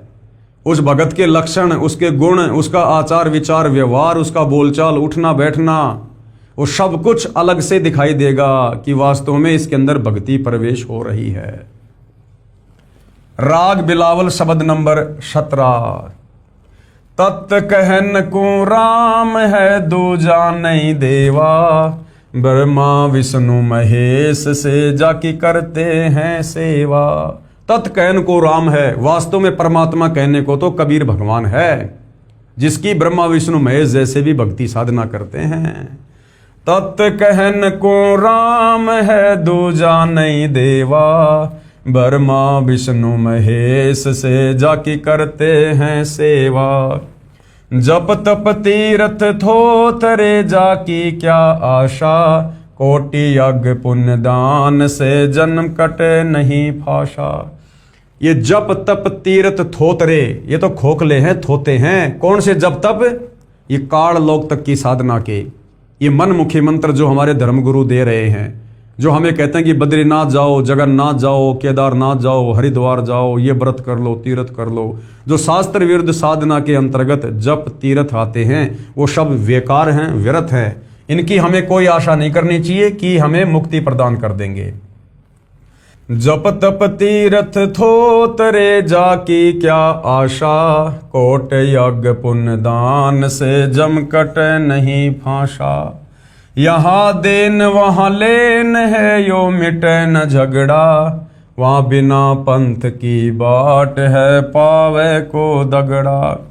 बिन इच्छा जो देत है सो दान कहावे, फल बाचे नहीं तास का अमरापुर जावे। यानी भगत यदि अपने गुरु को दान करता है तो निष्काम भाव से दान करना चाहिए। उस दान के प्रतिफल में यहाँ का कोई भी सुख नहीं मांगना चाहिए। वही साधक अमरापुर यानी सतलोक जाएगा। शकल दीप नौखंड के छतरी जिन जीते, सो तो पद में ना मिले विद्या गुण चीते। कोटि उनंचा पृथ्वी जिन दीनी दाना, परशुराम अवतार को कीनी कुर्बाना। कंचन मेर सुमेर रे आए सब माही, काम धेनु कल्प रक्ष रे सो दान कराही। सुर नर मुनि जन सेव ही सन का दिक ध्यावे, शेष सहस मुख रटत है जका पार ना पावे। ब्रह्मा विष्णु महेश रे देवा दरबारी, शंख कल्प युग हो गए जाकी खुले नहीं तारी। सर्व कला संपूर्ण रे सब पीरन का पीरा, अनंत लोक में गाज है जाका नाम कबीरा। परले शंख अशंख रे पल माही बिहानी, गरीबदास निज नाम की महिमा हम जानी। गुरुदेव भगवान क्या सरलार्थ कर रहे हैं? राम तो सबको कहते हैं, परंतु पूर्ण ब्रह्म तो एक ही है। यानी जनता की अदालत में जनता ने जो सवाल किया है कि ये भगवान कितने प्रकार के हैं, ये कितने प्रभु हैं और हमें किसकी भक्ति करनी चाहिए। राम तो सबको कहते हैं, परंतु पूर्ण ब्रह्म तो एक ही है, दूसरा कोई परमेश्वर नहीं है। ब्रह्मा विष्णु महेश जैसे भी उनकी पूजा करते हैं, परंतु साधना गलत है। तीर्थ व्रत व्यर्थ है, इनकी क्या आशा लगाकर साधना करते हैं। करोड़ यज्ञ व दान करने से काल ब्रह्म का फांसा, यानी जो ये कर्मों का बंधन है, ये समाप्त नहीं होगा। यहां पृथ्वी पर दान धर्म किया, यहां देन वहां लेन है। यहां पृथ्वी पर दान धर्म किया, स्वर्ग में सुख भोगा, यानी उस दान धर्म का प्रतिफल आपने स्वर्ग में ले लिया, और फिर वो पुण्य खत्म होते ही फिर उस पृथ्वी के ऊपर जन्म होगा। ये झगड़ा नहीं मिटता।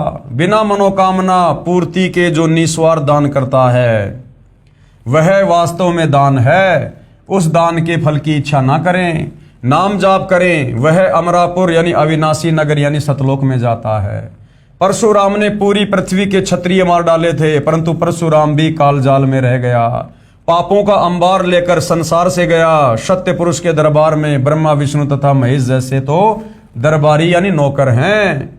सत्य पुरुष सर्व कलाओं से परिपूर्ण है, सब पीरों का पीर है, जिसकी अनंत लोक में धाक है, उसका नाम कबीर है। संत गरीबदास जी ने कहा है कि नाम की सच्ची साधना करके जो शतलोक में चले गए, वे कभी प्रलय में नष्ट नहीं होते। शंखों असंखों प्रलय होती रही, उनके पल के समान भी नहीं है। निज नाम की महिमा ऐसी है जो हमने जानी है। कौन सा निज नाम? गीता अध्याय 17 श्लोक 23, ओम तत्सत, जो तत्वदर्शी संत से प्राप्त करके भक्ति करते हैं। राग बिलावल शब्द नंबर 21। अविगत राम कबीर है चकवे अविनाशी, ब्रह्मा विष्णु वजीर है शिव करत खवासी। इंद्र कोटि अनंत है जाके प्रतिहारा, वर्ण कुमेर धर्मराय ठाडे दरबारा। 33 कोटि देवता ऋषि 88, वैष्णव कोटि अनंत है गुण गावें राशि। 9 योगेश्वर नाद बरी सुर पूरे संखा, सनकादिक संगीत है अविचल गढ़बंका। शेष गणेश और सरस्वती और लक्ष्मी राजे, सावित्री गौरा रटे गण शंख बिराजे। अनंत कोटि मुनि साध हैं गण गंधर्व ज्ञानी, अर्प पिंड और प्राण कूंजा शंखों दानी। सावत सूर्य अनंत है कुछ गिनती नाही। ये सतलोक की महिमा हो रही है कि वहां पर कैसे कैसे आत्मा रहती हैं, कैसे कैसे ठाठ बाट हैं। जति सती और शीलवंत लीला गुण गाही, चंद्र सूर्य बिनती करे तारा गण गाडे। 5 तत्व हाजिर खड़े हुक्मे दर ठाडे, तीर्थ कोटि अनंत है और नदी विहंगा। 18 बार तो कूरटे जल पवन तरंगा, अष्टकुली पर्वत रटे धर अंबर ध्याना। महताब अग्नि तो को जपे साहिब रहमाना, अर्श कुर्श पर सेज है तन तबक तिराजी। एक पलक में करत है सो राज बिराजी, अलख बिनानी कबीर को रंग खूब चवाया। एक पानी की बूंद से संसार बनाया, अनंत कोटि ब्रह्मांड को कछुआर ना पारा। 184 खान का तू सिरजनहारा, सूक्ष्म रूप स्वरूप है वो रंग बिनानी। गरीबदास के मुकुट में हाजिर परवानी। सरलार्थ, अविगत यानी दिव्य परम पुरुष कबीर जी हैं। चकवे यानी चक्रवर्ती, चक्रवर्ती राजा उसे कहते हैं जिसका राज्य पूरी पृथ्वी पर होता है। तो कबीर परमेश्वर का राज्य, उनका साम्राज्य, उनका एम्पायर सर्व ब्रह्मांडों पर है, क्योंकि ये कुल के मालिक हैं, सर्व सृष्टि के सर्जनहार हैं। इसलिए कबीर परमेश्वर वास्तव में चक्रवर्ती हैं। जो सब छोटे राजाओं का मालिक महाराजा होता था, कबीर सत्य पुरुष का राज्य संपूर्ण लोकों पर, जो ब्रह्मा विष्णु महेश ज्योति निरंजन तथा अक्षर पुरुष सहित सब छोटे छोटे देवों का मालिक महाराजा यानी महादेव है, परमात्मा है, अविनाशी है। ब्रह्मा विष्णु तथा शिव भी इनकी खवासी यानी गुलामी करते हैं। इंद्र तथा 33 करोड़ देवता, 88,000 ऋषि, 9 योगेश्वर, शनकादिक चारों, शेषनाग, गणेश, सरस्वती, लक्ष्मी, सावित्री, पार्वती, शंखु गण सब उसी के आदेश से चलते हैं। सबके ऊपर कबीर परमेश्वर का राज है। कबीर जी ने जल की बूंद से मानव शरीर कितना सुंदर बना रखा है। असंख्यों ब्रह्मांडों को तथा 84 लाख प्रकार के जीवों को उत्पन्न करने वाले आप कबीर जी ही हैं, सबके सर्जनहार हैं। संत गरीबदास जी ने कहा है कि अनेकों रूपों में लीला करने वाला परमेश्वर मेरे लिए सिर पर विराजमान है, मेरे सिर पर विराजमान है, मेरे शीश पर विराजमान है। यानी जनता का सवाल था कि किस प्रभु की भक्ति करें, किस भगवान की भक्ति करें। तो कबीर जी के वकील सतगुरु रामपाल जी ने स्पष्ट कर दिया है कि ना तो ब्रह्मा विष्णु महेश की भक्ति करें, ना दुर्गा की भक्ति करें, ना काल ब्रह्म की भक्ति करें, ना अक्षर पुरुष की भक्ति करें। केवल परम अक्षर ब्रह्म सत्य पुरुष कबीर देव ही पूजा के योग्य है। और तत्वदर्शी संत जो भक्ति साधना सत्य पुरुष कबीर की बताएगा, उसमें इन समस्त देवी देवताओं की, इन सब की भक्ति शामिल होगी। तो तत्वदर्शी संत के बताए अनुसार भक्ति साधना करने से जीवात्मा का पूर्ण मोक्ष होगा। अब मामला जनता की अदालत में है। आगे जनता ने अध्यात्म में रुचि रखते हुए और क्या कुछ कबीर जी के वकील सतगुरु रामपाल जी से पूछना चाहा है। प्रश्न नंबर 15, वह परमात्मा कौन है जो कुल का मालिक है, कहाँ प्रमाण है। हालांकि बहुत सारी बातें उस कुल मालिक के विषय में प्रमाणित कर दी गई हैं, लेकिन फिर भी भाई और बहनों, ये अज्ञानता का गहरा रंग सदियों से हम साधकों के ऊपर चढ़ा हुआ है। इसलिए बार बार उनकी जो शंकाएं हैं उनके बार बार ही जवाब देने पड़ेंगे। तो जनता पूछ रही है कि वो परमात्मा कौन है जो कुल का मालिक है, यानी सारी सृष्टि का मालिक है, इसका प्रमाण कहाँ है। तो प्रमाण में सतगुरु रामपाल जी क्या बता रहे हैं। उत्तर, वह परमात्मा परम अक्षर ब्रह्म है, जो गीता अध्याय 8 श्लोक 3 में काल ब्रह्म के द्वारा कहा गया है कि वो तत्व ब्रह्म है, जो कुल का मालिक है। इसका प्रमाण देखिए, श्रीमद् भगवत गीता अध्याय 15 श्लोक 1 से 4 तथा 16-17 में है। गीता अध्याय 15 श्लोक 1 से 4 का सारांश व भावार्थ है कि उल्टे लटके हुए वृक्ष के समान संसार को जानो। जैसे वृक्ष की जड़ें तो ऊपर हैं, नीचे तीनों गुण रूपी शाखाएं जानो, ब्रह्मा विष्णु महेश। गीता अध्याय 15 श्लोक 1 में यह भी स्पष्ट किया है कि तत्वदर्शी संत की क्या पहचान है। क्या पहचान है। तत्वदर्शी संत वो है जो संसार रूपी वृक्ष के सर्वांग यानी सभी भाग भिन्न भिन्न बताए। तो सतगुरु रामपाल जी ने संसार रूपी वृक्ष का पेड़ दिखाकर, चित्र दिखाकर पहले क्लियर कर दिया है कि ये जो उल्टा लटका हुआ संसार रूपी वृक्ष है, इसकी जड़ तो है पूर्ण परमात्मा कबीर साहिब, जो सर्व सृष्टि के मालिक हैं। पेड़ का जो तना है वो है अक्षर पुरुष, सात संग ब्रह्मांड का स्वामी। उस तने से जो एक मोटी डार निकल रही है वो है ये काल ब्रह्म, क्षर पुरुष, 21 ब्रह्मांड का स्वामी। और उस एक मोटी डार से जो 3 टहनियां निकल रही हैं, 3 शाखाएं हैं, वो हैं ब्रह्मा विष्णु महेश। और उन टहनियों के जो ये पत्ते हैं वो हैं पात रूप संसार, आप और हम सब जीव। तो जो संत इस प्रकार से उल्टे लटके हुए संसार रूपी वृक्ष की व्याख्या कर देगा, प्रत्येक भाग को, प्रत्येक भगवान को समझा देगा, वो वास्तव में तत्वदर्शी संत होगा। तो भाइयों और बहनों, इस विश्व में सतयुग से लेकर वर्तमान समय तक, जब तक सतगुरु रामपाल जी ने ये तत्व ज्ञान देना प्रारंभ नहीं किया था, आज से पहले किसी भी साधु संत महात्मा ऋषि ज्ञानी विद्वान आचार्य शंकराचार्य ने इस प्रकार से जो गीता अध्याय 15 श्लोक 1 से 4 में लिखा है, उस उल्टे लटके हुए संसार रूपी वृक्ष की भिन्न भिन्न व्याख्या करके समाज को नहीं बताई। इसे स्वयं सिद्ध है कि सतगुरु रामपाल जी ही गीता अध्याय 4 श्लोक 34 के अनुसार वो तत्वदर्शी संत हैं, जो यहाँ पर स्वयं प्रकट हैं, विद्यमान हैं। और इनकी शरण में आकर इनके बताए अनुसार भक्ति साधना करने से ही हमारी पूर्ण मुक्ति संभव है। विशेष आगे क्या बताया जा रहा है, वेद मंत्रों की जो आगे फोटोकॉपियां लगाई हैं ये आर्य समाज के आचार्यों तथा महर्षि दयानंद द्वारा अनुवादित हैं, जो सार्वधिक आर्य प्रतिनिधि सभा दिल्ली द्वारा प्रकाशित है, जिनमें वर्णन है कि परमेश्वर स्वयं पृथ्वी पर सहशरीर प्रकट होकर कवियों की तरह आचरण करता हुआ सत्य आध्यात्मिक ज्ञान सुनाता है। प्रमाण ऋग्वेद मंडल 9 सूक्त 86 मंत्र 26 और 27, ऋग्वेद मंडल 9 सूक्त 82 मंत्र 1 और 2, सूक्त 96 मंत्र 16 से 20, ऋग्वेद मंडल 9 सूक्त 94 मंत्र 1, ऋग्वेद मंडल 9 सूक्त 95 मंत्र 2, ऋग्वेद मंडल 9 सूक्त 20 मंत्र 1, ऋग्वेद मंडल 9 सूक्त 54 मंत्र 3 में इन मंत्रों में कहा है कि परमात्मा सर्वभवनों यानी लोकों के ऊपर के लोक में विराजमान है, यानी सतलोक में विराजमान है।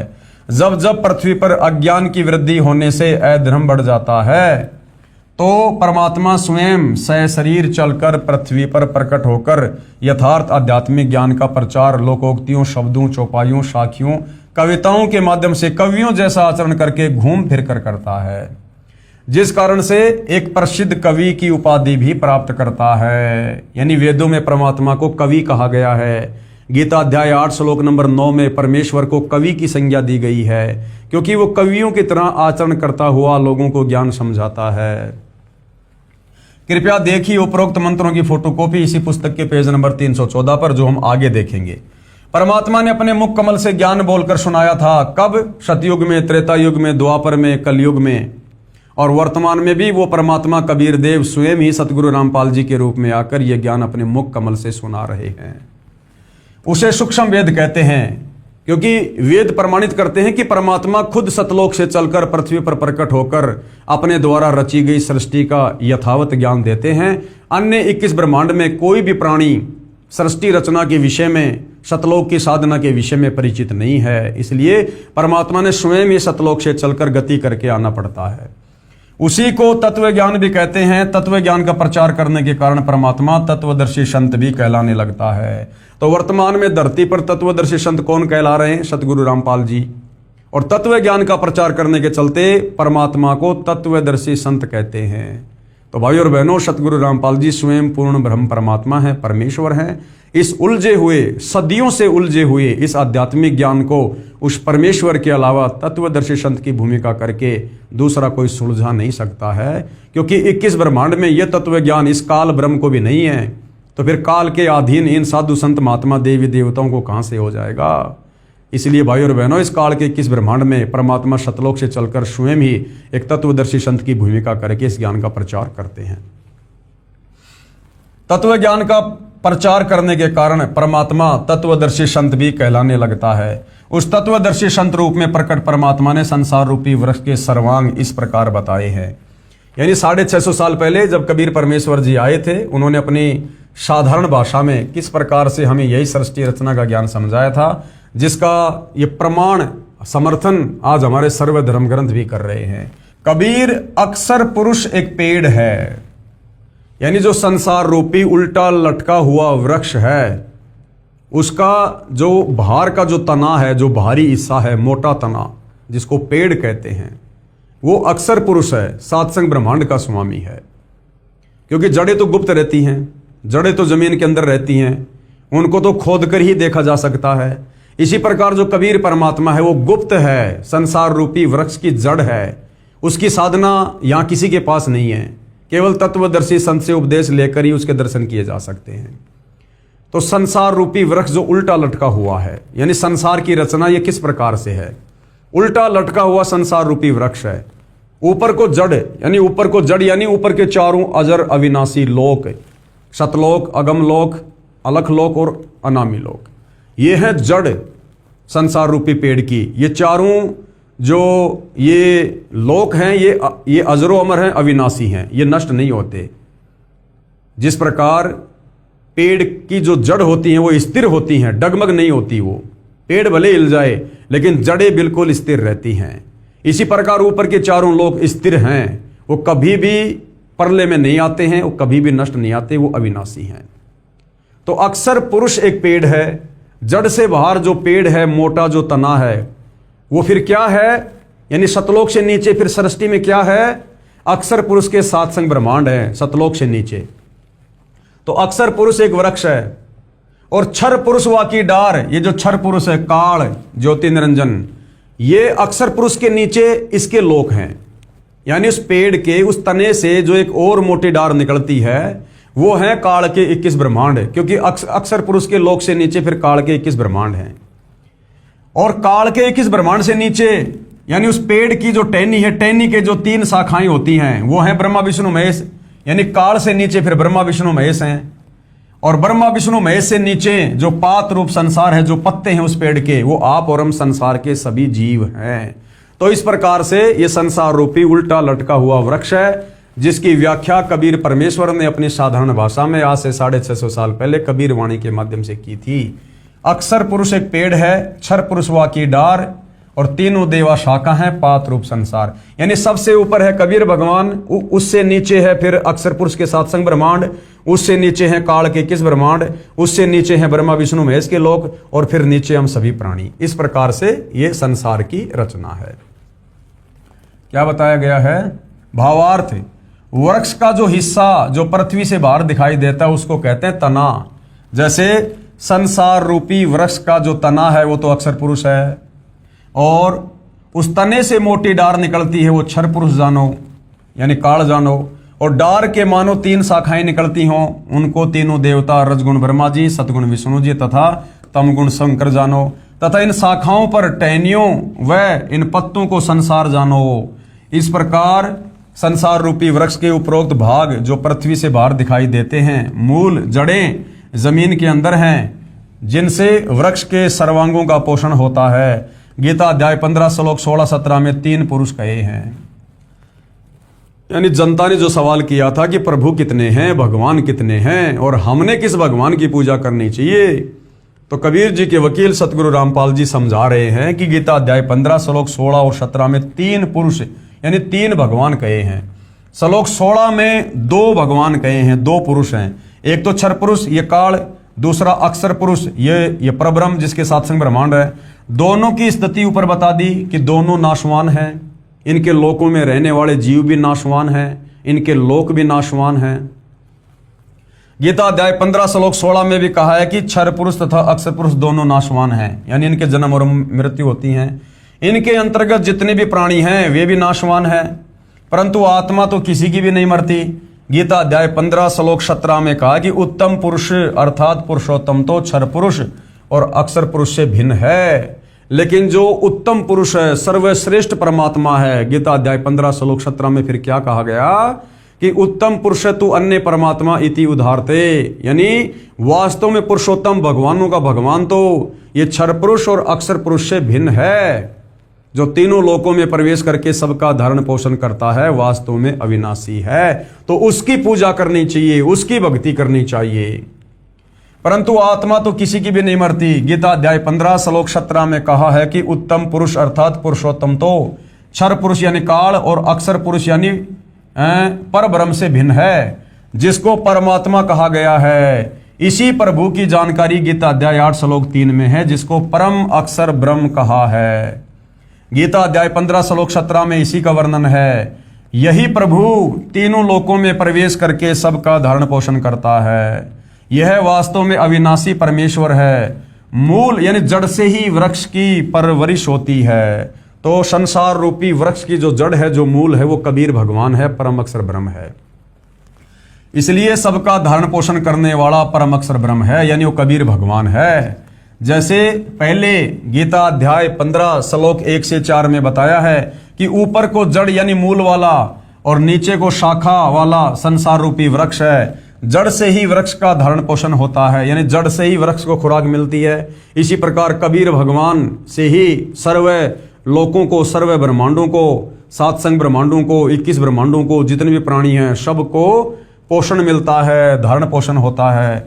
इसलिए परम अक्षर ब्रह्म जो संसार रूपी वृक्ष की जड़ यानी मूल है, यही सर्व पुरुषों यानी सभी भगवानों का पालनहार, इनका विस्तार रचना करने वाला सर्जनहार है। यही कुल का मालिक है। यह वही है जो काशी शहर भारत में जुलाहा था, कबीर नाम से जाना जाता है। और ये वही कबीर है, वही जुलाहा है जो वर्तमान कलयुग की पिछली पीढ़ी में, इस भक्ति युग में 8 सितंबर 1951 से गांव धनाना, जिला सोनीपत, हरियाणा में प्रकट होकर सन 1994 से अपने तत्व ज्ञान का प्रचार प्रसार कर रहे हैं, अर्थात सतगुरु रामपाल जी। ये वही कुल के मालिक हैं, संसार रूपी वृक्ष की जड़ हैं, मूल है, सबका धारण पोषण करने वाले, गीता अध्याय 15 श्लोक 17 वाले पुरुषोत्तम हैं। तो वर्तमान में सतगुरु रामपाल जी जो तत्वदर्शी संत की भूमिका कर रहे हैं, इन्हीं की शरण ग्रहण करके हम जन्म और मरण से छुटकारा प्राप्त कर सकते हैं। यही प्रभु, यही भगवान, यही परमेश्वर, जिसे गीता अध्याय 4 श्लोक 34 में तत्वदर्शी संत की उपमा दी गई है, इन्हीं की भक्ति करने से, इन्हीं के अनुसार भक्ति करने से, इन्हीं के द्वारा बताई गई मर्यादाओं में रहकर भक्ति करने से हमारा जन्म मरण खत्म होगा, अन्यथा नहीं। आगे जनता की अदालत में जनता ने और सवाल किया, प्रश्न नंबर 16, क्या रजगुण ब्रह्मा, सतगुण विष्णु तथा तम गुण शंकर यानी शिव जी की पूजा भक्ति करनी चाहिए?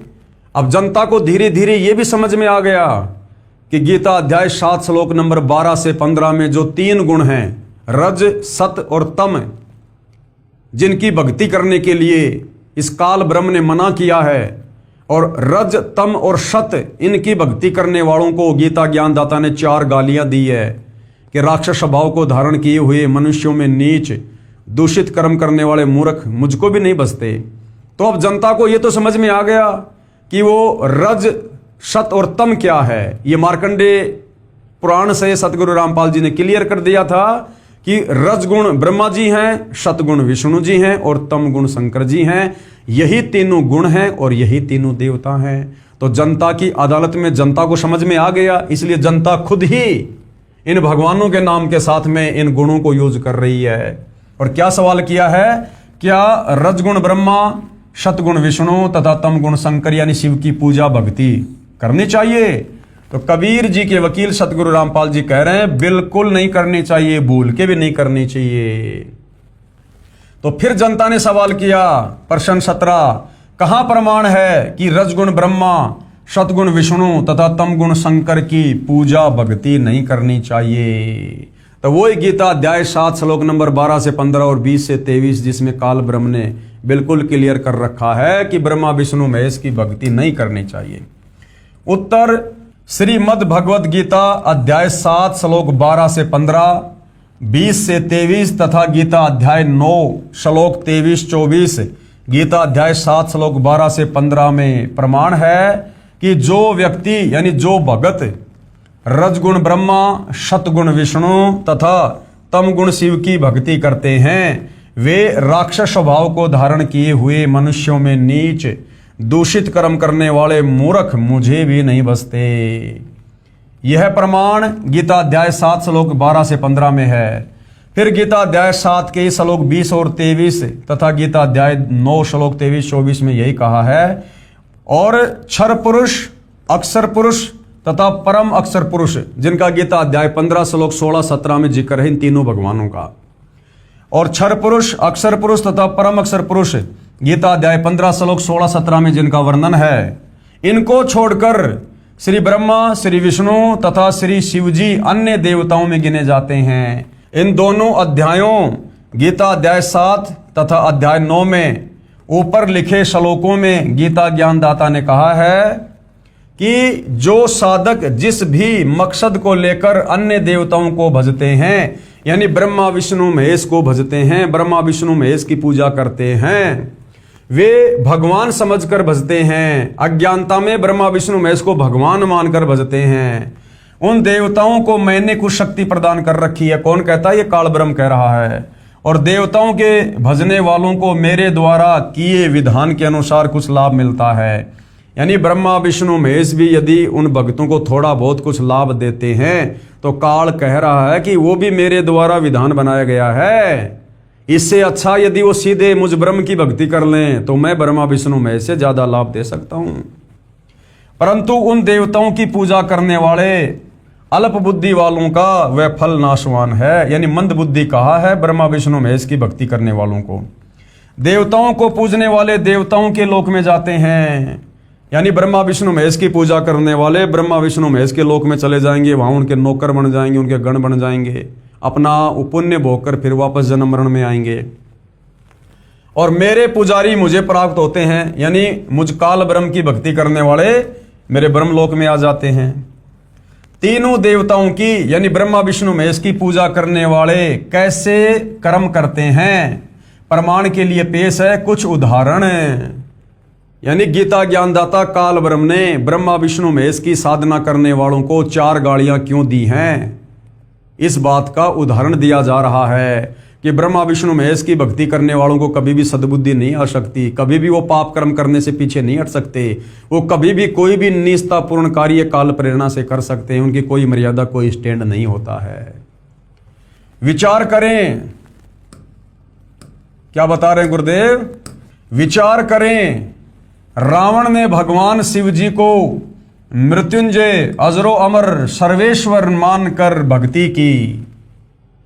जिन ब्रह्मा विष्णु महेश की भक्ति करने के लिए गीता जी मना कर रही है, रावण ने शंकर जी को यानी तमोगुणी शंकर को भगवान मानकर सर्वेश्वर महेश्वर अजरो अमर मानकर, जो लोग कहते हैं कि रावण बहुत बड़ा पंडित था, ज्ञानी था, 4 वेदों का ज्ञाता था, तो ये देख लो रावण को कितना ज्ञान था। अगर रावण को वेदों का ज्ञान होता तो रावण कभी भी शंकर जी को अजरो अमर मृत्युंजय मानकर भक्ति नहीं करता। वो गीता अध्याय 4 श्लोक 34 में वर्णित तत्वदर्शी संत की खोज करके फिर गीता अध्याय 17 श्लोक 23 में वर्णित पूर्ण ब्रह्म परमेश्वर का 3 मंत्र का जाप करता। लेकिन शंकर की भक्ति करने के चलते, जो शंकर नाशवान है, जिस शंकर की भक्ति करने के लिए गीता ज्ञानदाता गीता अध्याय 7 श्लोक 12 से 15 में मना कर रहा है, रावण ने उसकी भक्ति की और उसकी भक्ति करने के चलते अंत में रावण की दुर्गति हुई और कुत्ते वाली मौत हुई। विचार करें, रावण ने भगवान शिव जी को मृत्युंजय अजरो अमर सर्वेश्वर मानकर भक्ति की, 10 बार सिर काटकर समर्पित कर दिया, जिसके बदले में युद्ध के समय 10 शीश रावण को प्राप्त हुए। यानी ये तीनों देवता जैसा जीव का ये कर्म होता है, ये उतना ही उसको वापस दे देते हैं, अपनी तरफ से 1 टका भी नहीं दे सकते, 1% भी। तो रावण ने भगवान शंकर को सर्वेश्वर महेश्वर मानकर 10 बार अपने शीश उनके चरणों में समर्पित कर दिए थे काटकर। और जब युद्ध का समय आया तो भगवान शंकर ने रावण को 10 शीश वापस दे दिए, लेकिन मुक्ति नहीं दे पाया, सद्बुद्धि नहीं दे पाया। 10 बार सिर काटकर समर्पित कर दिया, जिसके बदले में युद्ध के समय 10 शीश रावण को प्राप्त हुए, परंतु मुक्ति नहीं हुई और राक्षस कहलाया। यानी शंकर की भक्ति करने वाला जो साधक। और गुरुदेव ने बताया कि रावण जैसी भगवान शंकर की भक्ति आज वर्तमान में भी कोई व्यक्ति नहीं कर सकता। रावण ने 10 बार शीश काट के चढ़ा दिया, आज कोई उंगली का नाखून उतार कर भी शंकर जी के चरणों में नहीं चढ़ा पाएगा। उस रावण की भी मुक्ति नहीं हुई, दुर्गति हुई, तो वर्तमान शंकर के साधकों का क्या हाल होगा। और अंत में राक्षस कहलाया वो। ये दोष रावण के गुरुदेव का है, जिस नादान नीम हकीम ने वेदों को ठीक से ना समझकर अपनी सोच से तमोगुण युक्त भगवान शिव को ही पूर्ण परमात्मा बताया, तथा भोली भाली आत्मा रावण ने झूठे गुरुदेव पर विश्वास करके जीवन व अपने कुल का नाश किया। और यही गलती भाई और बहनों वर्तमान में आप और हम कर रहे थे। जिस प्रकार रावण के उस नीम हकीम गुरु ने रावण को केवल यही बताया कि भगवान शंकर ही सर्वेश्वर है, महेश्वर है, अजरो अमर है, ये देवों के देव महादेव है, यही सृष्टि को रचते हैं, यही संहार करते हैं, इन्हीं की भक्ति से मुक्ति होती है। और रावण दृढ़ होकर अपने गुरुदेव की बात पर विश्वास करके लग गया। ये स्थिति भाई और बहनों सदियों से यहां चलती आ रही है। आप और हमें हमारे इन नीम हकीम तत्व ज्ञानहीन आचार्य शंकराचार्य धर्म गुरुओं ने यही बताया कि ब्रह्मा विष्णु महेश अजरो अमर हैं, सर्वेश्वर हैं, महेश्वर हैं, इनके कोई माता पिता नहीं हैं, इनकी भक्ति करने से मुक्ति हो जाती है। और हमारे पूर्वज और हम दृढ़ होकर भक्ति पर लगे और अंत में भाई और बहनों दुर्गति के अलावा कुछ भी हाथ नहीं लगा। ये तो अच्छा हुआ कि परमेश्वर ने स्वयं आकर सतगुरु रामपाल जी के रूप में आप और हमें ये तत्व ज्ञान दे दिया, सृष्टि रचना समझा दी, सर्व धर्मशास्त्रों का निचोड़ निकाल के दे दिया, हमें भक्ति का दाना दाना समझ में आ गया और हम उस परम अक्षर ब्रह्म की भक्ति में लग गए। अन्यथा आप और हमारी भी रावण की तरह दुर्गति होती, दुर्गति। तो ये दोष बताया उन नकली गुरुओं का जो गांव गांव में बैठे हैं, जनता को शास्त्र विरुद्ध साधना देकर भक्ति करके ठग रहे हैं। दूसरा उदाहरण दिया एक भस्मागिरी नाम का साधक था, एक भस्मागिरी नाम का साधक था, जिसने शिवजी यानी तमोगुण शंकर को ही इष्ट मानकर शीर्षासन, ऊपर को पैर नीचे को शीश करके 12 वर्ष तक साधना की, भगवान शिव को वचनबद्ध करके और भस्म कंडा ले लिया। भस्मागिरी नाम का भगत और भगवान शंकर के घर के आगे शीर्षासन करके, नीचे को सिर ऊपर को पैर करके 12 साल तक भक्ति साधना कर रहा है। अब विचार करो भाई और बहनों, अगर भगवान शंकर को वेदों का ज्ञान होता, गीता का ज्ञान होता, शास्त्र अनुकूल सत भक्ति का ज्ञान होता, पूर्ण परमात्मा का ज्ञान होता, तो क्या भगवान शंकर अपने साधक को यह बात नहीं बताता कि भाई तू क्या कर रहा है? अरे वेदों में कहीं भी इस प्रकार की साधना करने का उल्लेख नहीं है नादान, ये तो हठ योग है, तू तो तप कर रहा है, तप करने वालों को तो काल नरक में ठोकता है, ये मेरी साधना नहीं है। अगर शंकर जी को ज्ञान होता तो अपने भगत को सही साधना बताता, लेकिन शंकर जी 12 साल से देख रहे हैं और प्रसन्न हो रहे हैं कि देखो मेरे लिए लोग कितनी कठिन साधना कर रहे हैं। तो शंकर जी को भी तत्व ज्ञान नहीं, शंकर जी को भी सत्य साधना का ज्ञान नहीं। 12 वर्ष तक साधना की, भगवान शिव को वचनबद्ध करके भस्म कंडा ले लिया। भस्म कंडा शंकर जी के हाथ में पहने जाने वाला एक कड़ा था। उसकी क्या खासियत थी? अगर वो कड़ा जिस हाथ में पहन रखा है, उस हाथ को यदि किसी के सर पे रख के कह दिया जाए भस्म, तो वो व्यक्ति भस्म हो जाता था, उसकी राख बन जाती थी। तो भस्मागिरी के मन में क्या दोष था कि ये भस्म कंडा में तपस्या करके शंकर को वचनबद्ध करके प्राप्त कर लूं और उसके बाद शंकर को ही मारूंगा, उसकी राख बना दूंगा और उसकी पत्नी पार्वती को अपनी पत्नी बनाऊंगा। यानी शंकर की भक्ति करने वाले के मन में इतना भयंकर दोष। इसलिए गीता अध्याय 7 श्लोक 12 से 15 में कहा कि ब्रह्मा विष्णु महेश की पूजा करने वाले, राक्षस स्वभाव को धारण किए हुए मनुष्यों में नीच दूषित कर्म करने वाले मूर्ख होते हैं। अब वो राक्षस कहलाए फिर आगे चल के, क्योंकि उसने वही कर्म किया। अपने इष्ट को मारने चला भस्म कंडा प्राप्त करके, और अपने इष्ट की जो पत्नी थी, जो उसकी माता के समान थी, उसको अपनी पत्नी बनाने चला। तो इससे बढ़कर वो राक्षस स्वभाव को धारण किए हुए मनुष्यों में नीच व्यक्ति कौन होंगे? भगवान शिव जी को ही मारने लगा। उद्देश्य यह था कि भस्म कंडा प्राप्त करके भगवान शिव जी को मारकर पार्वती जी को पत्नी बनाऊंगा। भगवान श्री शिव जी डर के मारे भाग गए। फिर श्री विष्णु जी ने उस भस्मासुर को गंडस्त नाच नचाकर उसी भस्म कंडे से भस्म किया। अब भाई ब्रह्मा विष्णु महेश तो तीनों एक ही कैटेगरी के हैं, इनमें तो बराबर की शक्ति है। जब शंकर जी उसके आगे होके भग लिए तो विष्णु जी कहां से बचाव कर देंगे? तो विष्णु रूप में खुद कबीर परमात्मा जी ने और पार्वती जी का रूप बनाकर और उस भस्मागिरी को गंडस्त नाच नचाकर उसको भस्म करके फिर शंकर जी को शांत किया। यानी जब ये तीनों देवता भी दुखी होते हैं, परेशान होते हैं, तो ये भी आत्मा से परमात्मा को याद करते हैं, और वही परमात्मा परम अक्षर ब्रह्म कबीर देव उन आत्माओं की उनके संस्कारों के अनुसार मदद करता है। फिर श्री विष्णु जी ने उस भस्मासुर को गंडस्त नाच नचाकर उसी भस्म कंडे से भस्म किया। वह शिव जी तमोगुण का साधक राक्षस कहलाया, और वो भस्मागिरी आगे चलकर क्या कहलाया? भस्मासुर, भस्मा असुर, भस्मा राक्षस। हिरण्यकशिपु ने भगवान ब्रह्मा जी रजोगुण की साधना की तथा राक्षस कहलाया। इसी प्रकार हिरण्यकशिपु ने श्री ब्रह्मा जी से वरदान प्राप्त कर लिया, ना दिन में मरूं, ना रात में मरूं, ना अस्त्र से मरूं, ना शस्त्र से, ना दानव से, ना मानव से। अपने आप को भगवान मान बैठा और अपने ही पुत्र भगत प्रहलाद का दुश्मन हो गया। अर्थात अंत में वो भी राक्षस कहलाया। खुद परमात्मा परम अक्षर ब्रह्म ने, कबीर देव जी ने और नरसिंह रूप धारण करके उसकी छाती फाड़ी और अपने भगत को बचाया। अर्थात ब्रह्मा जी की साधना करने वाला हिरण्यकशिपु भी राक्षस कहलाया। इसलिए गीता अध्याय 7 श्लोक 12 से 15 में तीनों गुण, रजगुण ब्रह्मा, सतगुण विष्णु, तमगुण शंकर की पूजा करने वालों को राक्षस की संज्ञा दी गई है। आगे तीसरा उदाहरण दिया गुरुदेव भगवान ने। एक समय आज सन 2006, क्योंकि ये पुस्तक सन 2006 में लिखी गई थी, उससे लगभग 335 साल पहले हरिद्वार में हर की पैड़ियों पर शास्त्र विधि रहित साधना करने वालों के कुंभ पर्व की पर भी का सहयोग हुआ। यानी ब्रह्मा विष्णु महेश इन तीनों देवताओं के भक्तों का एक नहाने का समय आया जिसको हम कुंभ कहते हैं। वहां पर सर्व ये त्रिगुण उपासक यानी ब्रह्मा विष्णु महेश के उपासक महात्मा जन स्नानार्थ पहुंचे, नहाने के लिए पहुंचे।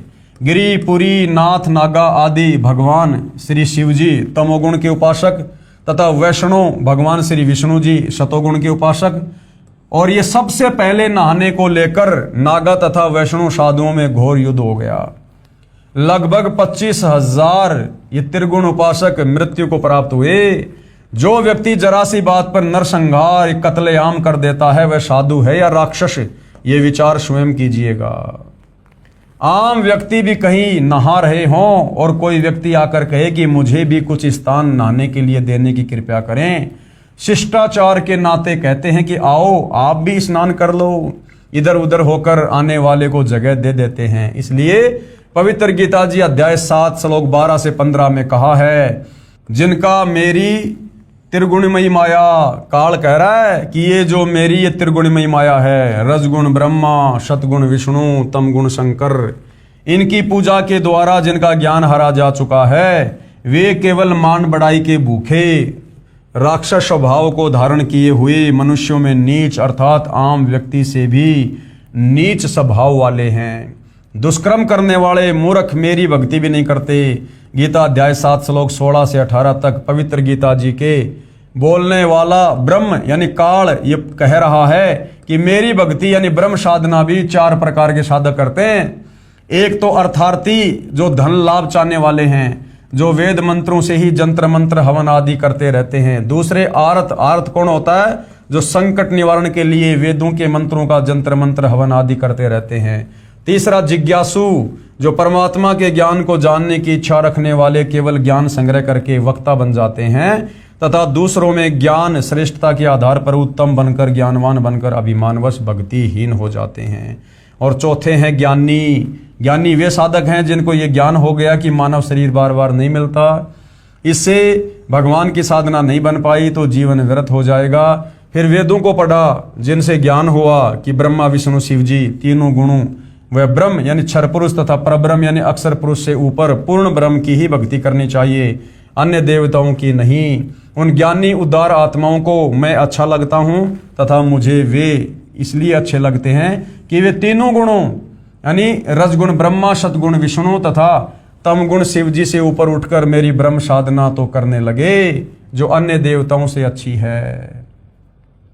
परंतु वेदों में ओम नाम जो केवल ब्रह्म की साधना का मंत्र है, उसी को वेद पढ़ने वाले विद्वानों ने अपने आप ही विचार विमर्श करके पूर्ण ब्रह्म का मंत्र जानकर वर्षों तक साधना करते रहे, परंतु प्राप्ति नहीं हुई। क्योंकि ओम मंत्र से काल की भी प्राप्ति नहीं होती है, केवल काल के ब्रह्म लोक में जाया जाता है।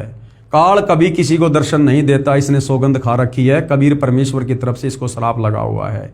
इसलिए वेदों में वर्णित जो ओम मंत्र की साधना है, उस ओम मंत्र की साधना से ये काल भी दर्शन नहीं देता है। और वो नादान ज्ञानी भक्तों ने ये सोचा कि ये जो ओम मंत्र है ये पूर्ण ब्रह्म का है, परम अक्षर ब्रह्म का है, इसलिए बेचारे तन मन धन से भक्ति में लग गए।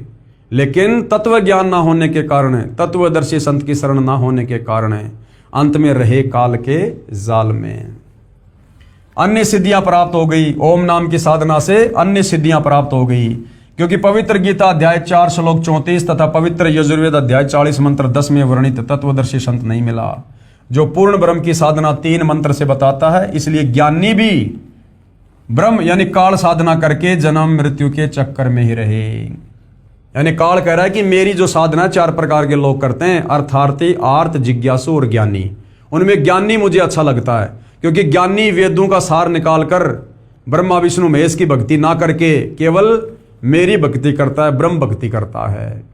लेकिन वो बेचारा ये सोचकर करता है कि ये जो ब्रह्म नाम है ये पूर्ण परमात्मा का होगा, क्योंकि वेदों में महिमा तो पूर्ण परमात्मा की, कबीर भगवान की है, और मंत्र जाप का केवल इस काल का है।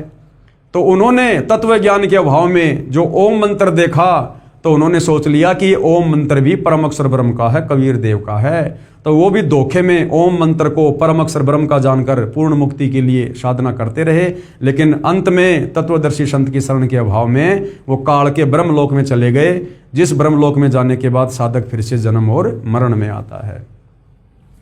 एक ज्ञानी अच्छी आत्मा महर्षि चुनक जी ने वेदों को पढ़ा तथा एक पूर्ण प्रभु की भक्ति का मंत्र ओम जानकर इसी नाम के जाप से वर्षों तक साधना की।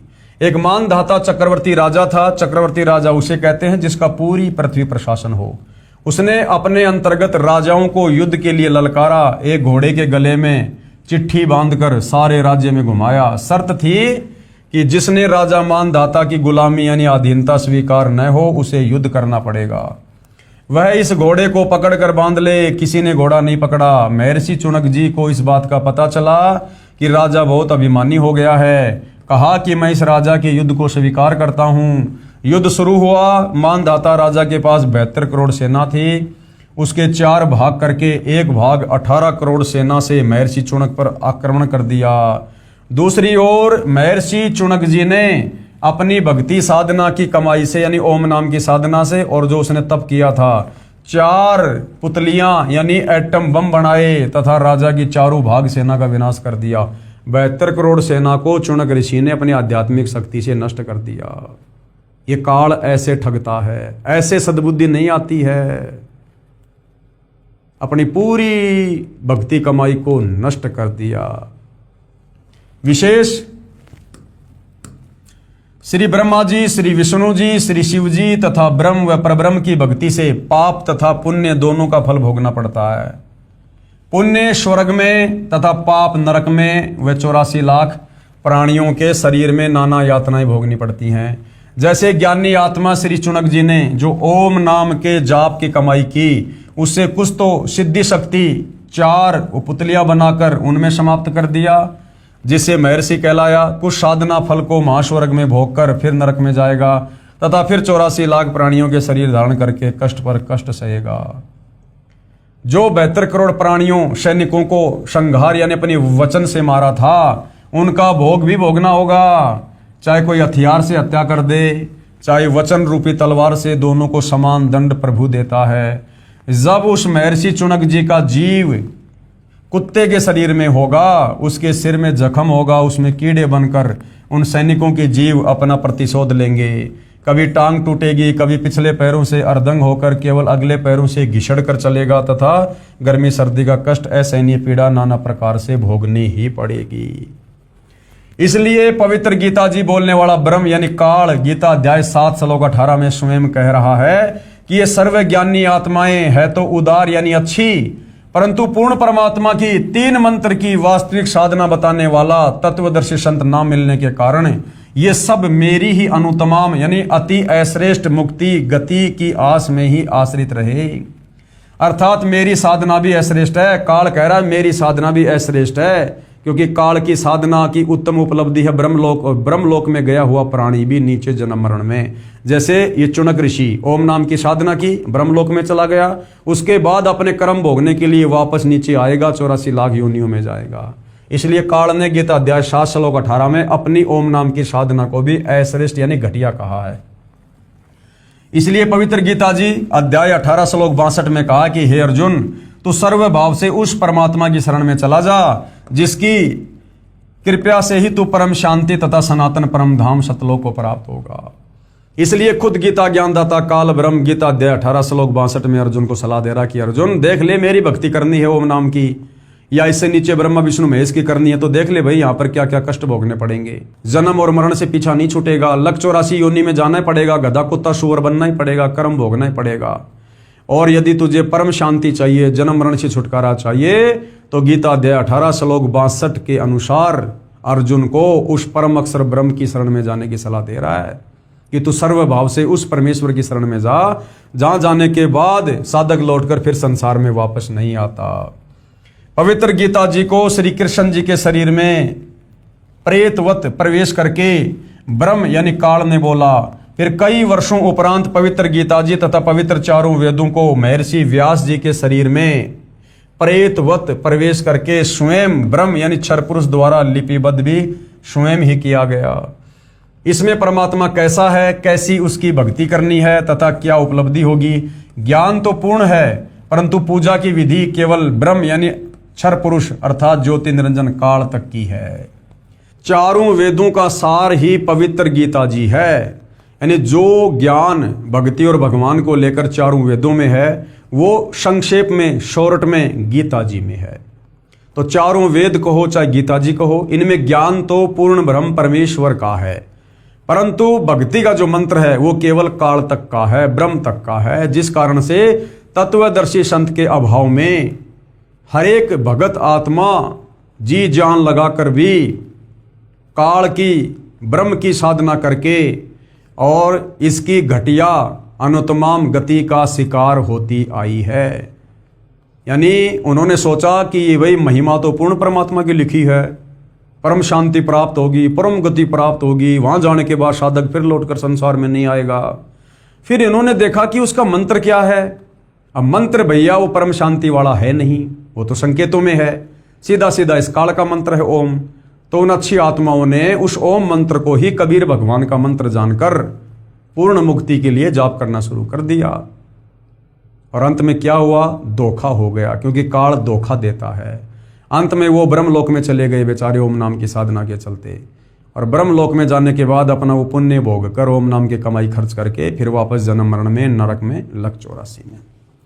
तो कहने का मतलब भाई और बहनों, आज आप और हमें मौका मिला है इस ब्रह्म साधना के साथ साथ गीता अध्याय 17 श्लोक 23 में जो ओम तत्सत है, पूर्ण ब्रह्म परमेश्वर कबीर जी की साधना का मंत्र, वो हमें जगत गुरु तत्वदर्शी सतगुरु रामपाल जी जो कि तत्वदर्शी संत हैं, इन्होंने हमें दे दिया है। दे दिया मतलब जो भक्ति पर लगे हैं उनको प्राप्त हो जाएगा, और जिनको प्राप्त हो गया वो अपनी भक्ति कर रहे हैं। और अगर उनकी मर्यादाओं में रहकर आजीवन भक्ति की गई तो केवल उन्हीं आत्माओं का गीता अध्याय 18 श्लोक 62 के अनुसार जो है पूर्ण मोक्ष होगा, उन्हीं की पूर्ण मुक्ति होगी कि तू सर्वभाव से उस परमेश्वर की शरण में चला जा, जहां जाने के बाद यानी शतलोक जाने के बाद साधक यानी भगत फिर लौटकर संसार में यानी काल के 21 ब्रह्मांड में वापस जन्म मरण में नहीं आता। पूर्ण ब्रह्म की भक्ति के लिए पवित्र गीता अध्याय 4 श्लोक 34 में पवित्र गीता बोलने वाला ब्रह्म स्वयं कह रहा है कि पूर्ण परमात्मा की भक्ति व प्राप्ति के लिए किसी तत्वदर्शी संत को ढूंढ ले, फिर जैसे वह विधि बताए वैसे कर। पवित्र गीता जी को बोलने वाला प्रभु कह रहा है कि पूर्ण परमात्मा का पूर्ण ज्ञान व भक्ति विधि मैं नहीं जानता, ये काल भी नहीं जानता। अपनी साधना के बारे में गीता अध्याय 8 के श्लोक 13 में कहा है कि मेरी भक्ति का तो केवल एक ओम अक्षर है, जिसका उच्चारण करके अंतिम श्वास तजम देहम तक जाप करने से मेरी वाली परम गति को प्राप्त होगा, यानी ब्रह्म लोक जाएगा। फिर गीता अध्याय 7 श्लोक 18 में कहा कि जिन प्रभु चाहने वाली आत्माओं को तत्वदर्शी संत नहीं मिला तो पूर्ण ब्रह्म की साधना जानता हो, इसलिए वे उदार आत्माएं मेरे वाली यानी अनुत्तम घटिया अश्रेष्ठ यानी मुझ काल की घटिया अति अनुत्तम परम गति में ही आश्रित है। पवित्र गीता जी बोलने वाला प्रभु यानी काल स्वयं कह रहा है कि मेरी साधना से होने वाली गति अर्थात मुक्ति भी अश्रेष्ठ है। गीता अध्याय 16 श्लोक 23-24 में कहा है कि शास्त्र विधि को त्याग कर जो साधक मनमाना आचरण करते हैं, यानी जो साधना तत्वदर्शी संत से लेकर करनी चाहिए वो ना करके अपनी तरफ से कोई उसका मनमुखी मतलब निकाल कर मनमुखी कोई मंत्र जाप करके अगर कोई भक्ति साधना करता है तो गीता अध्याय 16 श्लोक 23 के अनुसार वो शास्त्र विधि को त्याग कर मनमाने आचरण में आती है, जिसको करने से कोई गति नहीं, कोई मुक्ति नहीं, कोई सुख नहीं। अर्थात जिन देवताओं पितरों यक्षों भैरव भूतों की भक्ति करते हैं, यानी जो श्राद्ध वगैरह निकालते हैं, जो समाधि पूजते हैं, वो भैरव भूतों की भक्ति है। और मन कल्पित मंत्रों का जाप करते हैं, जैसे राधे राधे श्याम मिला दे, ओम नमः शिवाय, ओम नमः भागवते वासुदेवाय, जय जय राम हरे राम, ये मन कल्पित जाप हैं, क्योंकि गीता में केवल एक ओम मंत्र है या फिर ओम तत्सत है। इसके अलावा ये जितने भी मंत्र हमारे धर्मगुरु देते हैं या कोई भी जाप करता है, ये शास्त्र विरुद्ध हैं।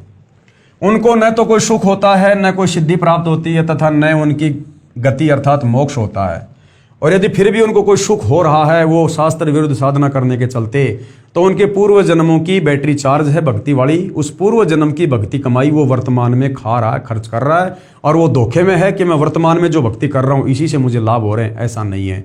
वो भक्ति वर्तमान में लाखों लोग कर रहे होते हैं, ज्यादातर की दुर्गति हो रही होती है।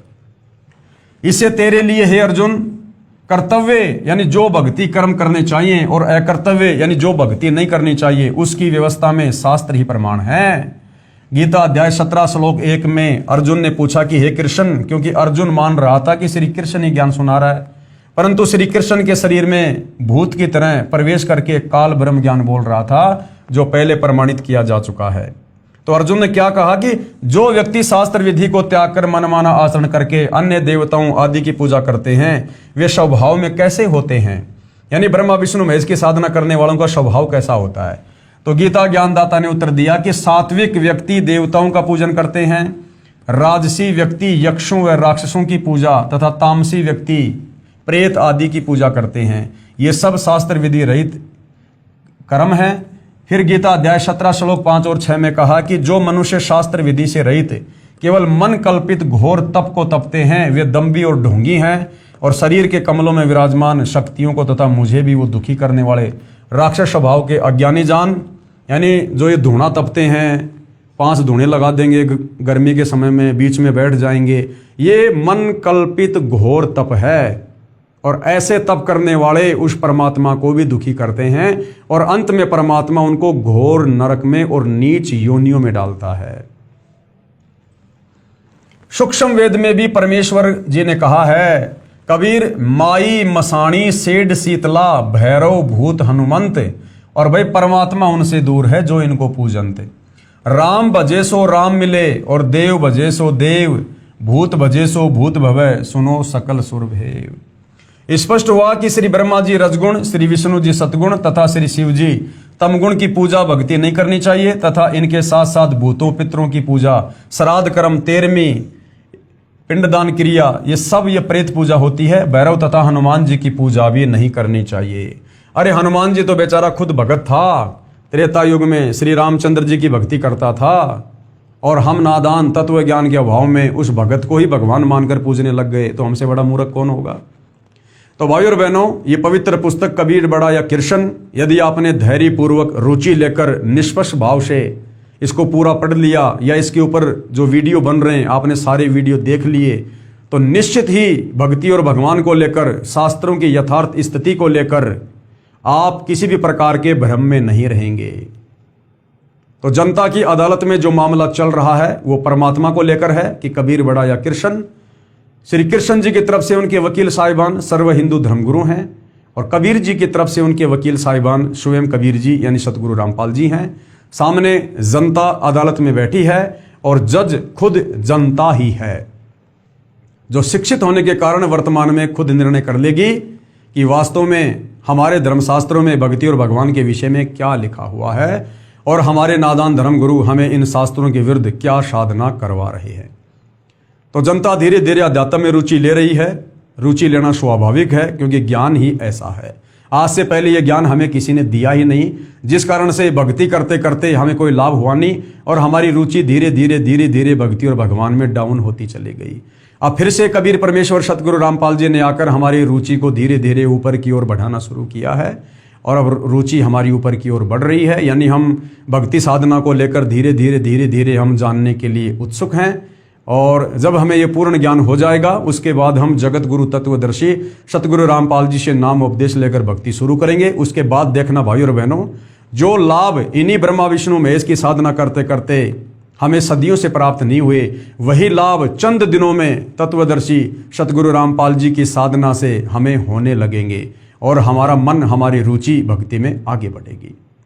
तो भाइयों और बहनों, आज के इस वीडियो में केवल इतना ही। जनता की अदालत में अगले एपिसोड में क्या होगा, जनता और क्या क्या सवाल कबीर जी के वकील सतगुरु रामपाल जी से पूछेगी और क्या क्या जवाब धर्मशास्त्रों को आधार बनाकर सतगुरु रामपाल जी के द्वारा जनता की अदालत में पेश किए जाएंगे, इन सब का विवरण हम आगे देखेंगे, पढ़ेंगे, सुनेंगे, समझेंगे। तब तक पूज्य गुरुदेव भगवान हम सबको आज्ञा दे, आशीर्वाद दे, सद्बुद्धि दे, हमारा मार्गदर्शन करे। बंदी छोड़ सतगुरु रामपाल जी परमेश्वर जी की जय हो।